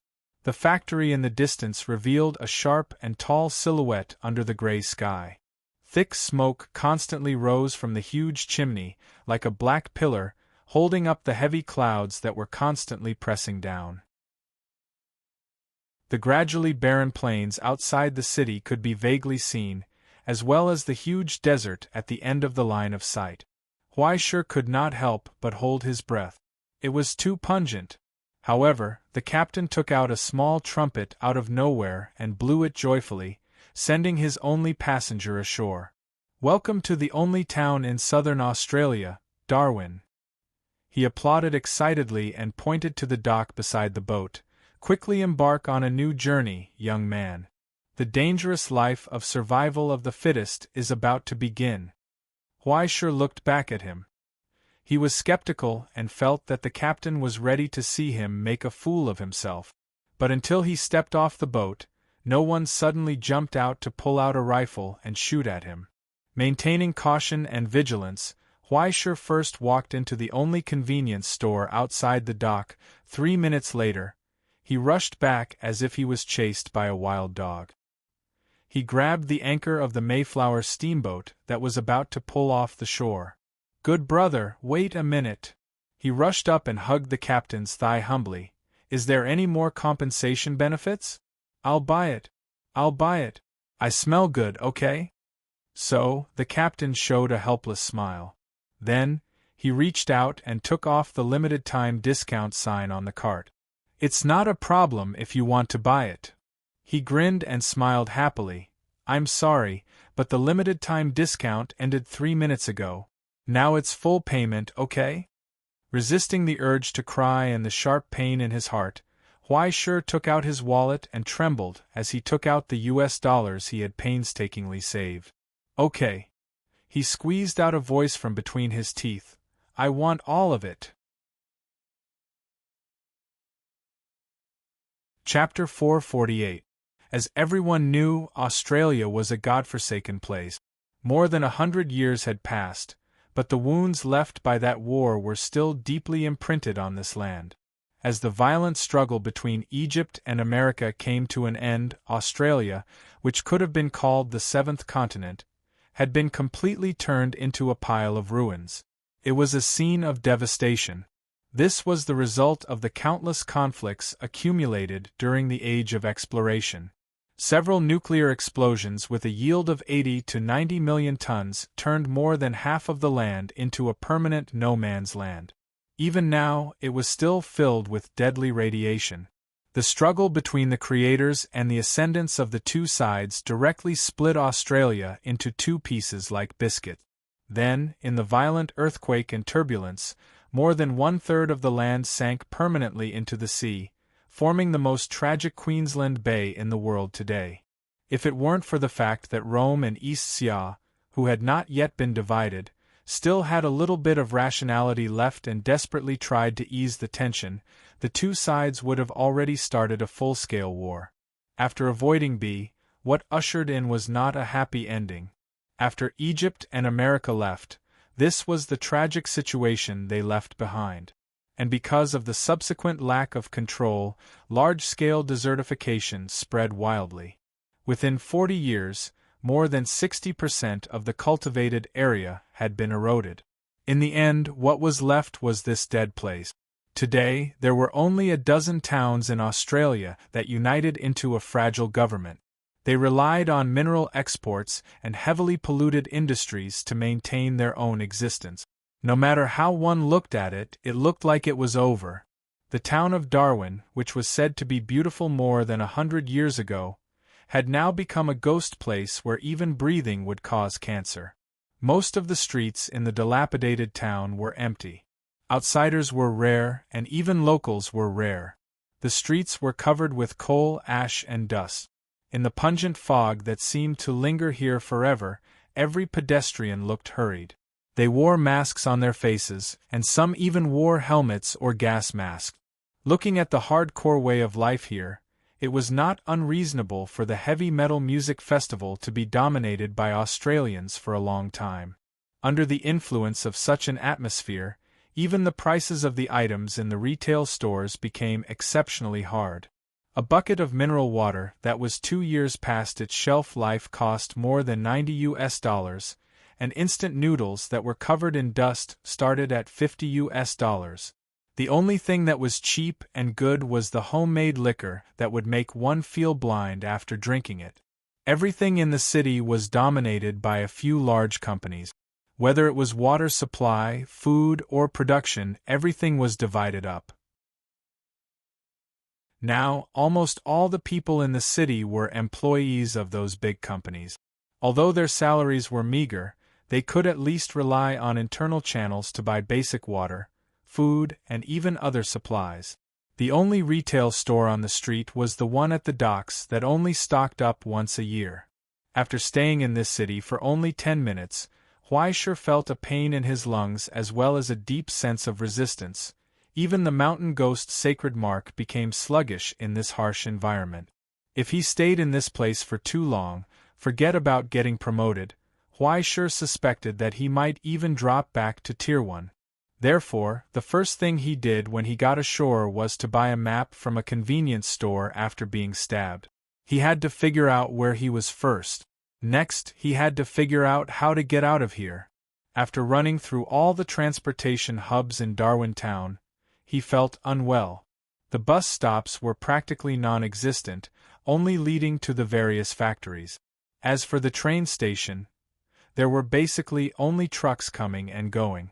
Moreover, they were all or from the surrounding areas. There were no trains going to the other side of Australia. There was a huge desert in between and several areas with heavy radiation. He could not even lay a foundation, let alone a railway. The next ship from Canberra to transport or would arrive 27 days later. After hearing about Huaisher's situation, the ticket seller could only shrug helplessly. After coughing for a long time, he suggested that Huaisher go to the neighboring town to think of a solution. It was quite convenient to go there. There would be a long-distance bus in 5 days. After hearing that, Huaisher felt unwell. Was he really living in modern times? Or had he accidentally transmigrated to several hundred years ago? Why was it so difficult to just go on a trip? After checking into a room in the only rundown hotel in the town, Huaisher refused all the services that the fat female boss offered. After closing the door, he drank some mineral water and ate 2 packs of hardtack. Then, he found that his nose was so dry that it hurt. After pinching it twice, blood flowed out from his nose. After awkwardly washing his nose with the smelly tap water, Huaisher raised his head and leaned against the creaking chair. He felt that he was going to die. If he continued to stay in this damned place, He feared that he would get pneumoconiosis before reaching Canberra. Are you an idiot? Crow could not stand it anymore and rolled his eyes. Can't you just hire a car? It'd be weird if I could hire one, Huaisher sighed. If you can't hire one, then rob one. Crow's voice trembled. Are you still an ascendant? Why is an ascendant so shameful in your mouth? Are you unable to adapt to the primitive environment after staying in a country ruled by law for too long? Crow stared at the unrighteous guy. This is Australia. 10 steps out of the town is completely lawless Australia. If you commit murder and arson, as long as you are not caught, you can continue to get away with it. It's a paradise for all fugitives. Don't you think it's a bit too much to expect that buying a ticket here can take you across? Do you really plan to rely on the 11? She suddenly stopped mid-sentence. Huaisher raised his head and looked at her in confusion. Rely on what? Crow looked at him for a long time, then suddenly revealed a smile that made Huaisher uneasy. Yes, since trains and cars don't operate, why don't you ask the magical 11 route? What? Huaisher was stunned. He did not even feel his nose bleed again. 11 route? Are you serious? Why not? Crow excitedly flapped his wings. Don't you think this is very suitable? You're a sublimer. An ascendant. I've never heard of a mountain ghost being afraid of radiation. Why don't you use your own legs to think of a way? When the time comes, you can do a live broadcast. Maybe you can gain more popularity. I've even thought of a title for you. Martial Arts Master Live Broadcast Brave the No Man's Wilderness. How about it? What the hell is a martial arts master live broadcast Brave the No Man's Wilderness? Huaisher pointed at himself blankly. Do you think any of these words have anything to do with me? Why can't I endure it? Crow asked back. Don't forget, you are the founder of the Orchard Fitness School. What's wrong with being called a martial arts master? Don't let down the spirit of the school. Orchard Fitness School, my ass. Huaisher rolled his eyes. He had not even paid his tuition fees yet. He had to rely on the experience class to graduate. Not to mention a certificate, it was hard to say if Elder Luo would even recognize him as a student after he left. Moreover, you are so stubborn. Why can't you be brave? Crow asked. You have broken through so many hells. Why are you afraid of a no man's wilderness? It's just a radiation zone, and there's almost no radiation. The rabbits have already given birth to nests after nests. Why can't you leave? When the time comes, do a live broadcast and I will encourage the group of girls to raise money for you. Won't you easily get more than 100,000 US? What the hell? Huaisher heard something wrong and looked at her suspiciously. What support? Why don't I know about it? Also, how did you encourage it? Also, why have I never received it? Aya, how can you say you didn't receive it? Crow suddenly became shy. Look, didn't I buy you a sesame seed cake a few days ago? King took my money again. Huaisher was furious. He grabbed the black-hearted woman's neck and shook it violently. You even cheated my fans of their money. I am going to scatter your ashes today. How can you call it swallowing? Crow retorted. I worked hard to take a lot of photos in exchange. How can I cheat money? Moreover, you are still so young. I am afraid that you will spend it recklessly. I will help you keep it first and return it to you when you are an adult. Huaisher really wanted to know how this woman was able to speak so eloquently about such an unconscionable thing. Today, he finally knew how his Paradise Prince fan club came about. It turned out that she was the King president, and she even took up a position to cheat the girls of their pocket money. Don't misunderstand. In fact, I am just a fanhead. That's all. The president is mainly responsible for the money. It has nothing to do with me. Crow quickly explained. Isn't sister doing this for your own good? You see, no matter how small the correction value is, it is still meat. How do you think your luck came about? Isn't it all because Sister used the correction value to help you change your fate bit by bit? Otherwise, how could you have the chance to make a fortune? If you don't believe me, think about it. Once you have more than 50,000 in your account, has your luck ever been good? Huaishe thought about it carefully. It seemed that what she said was true. All of his assets were actually handed over to Feng Shu to manage and hold, and most of the liquid funds were almost all taken away by Crow, this gold-swallowing beast. In fact, he didn't have much money in his pocket. Recently, he finally managed to do some dirty work. In the end, he just made a fortune, and then he went on the Stellaris account. One careless operation caused the whole village to have to eat. Although part of it was her doing, it couldn't be denied that once he had money, his luck had never been good. Thinking back to his past, when he was so poor that he went crazy, he could at least eat a mouthful of food. Once he had a little bit of money, he had to hover between life and death. In the end, he often suffered a big loss. There is a saying about your original life. It is called, "The success of 10,000 generals is built on a single skeleton." Crow's words stunned Huaishe for a long time. Immediately, he was secretly happy. You mean my future achievements can be compared to 10,000 people? You think too much, okay? Crow looked at him with pity. You are that one. You're tuning into the Phoenix Knights YouTube channel. Don't forget to subscribe and join us on this journey to catch the most captivating stories.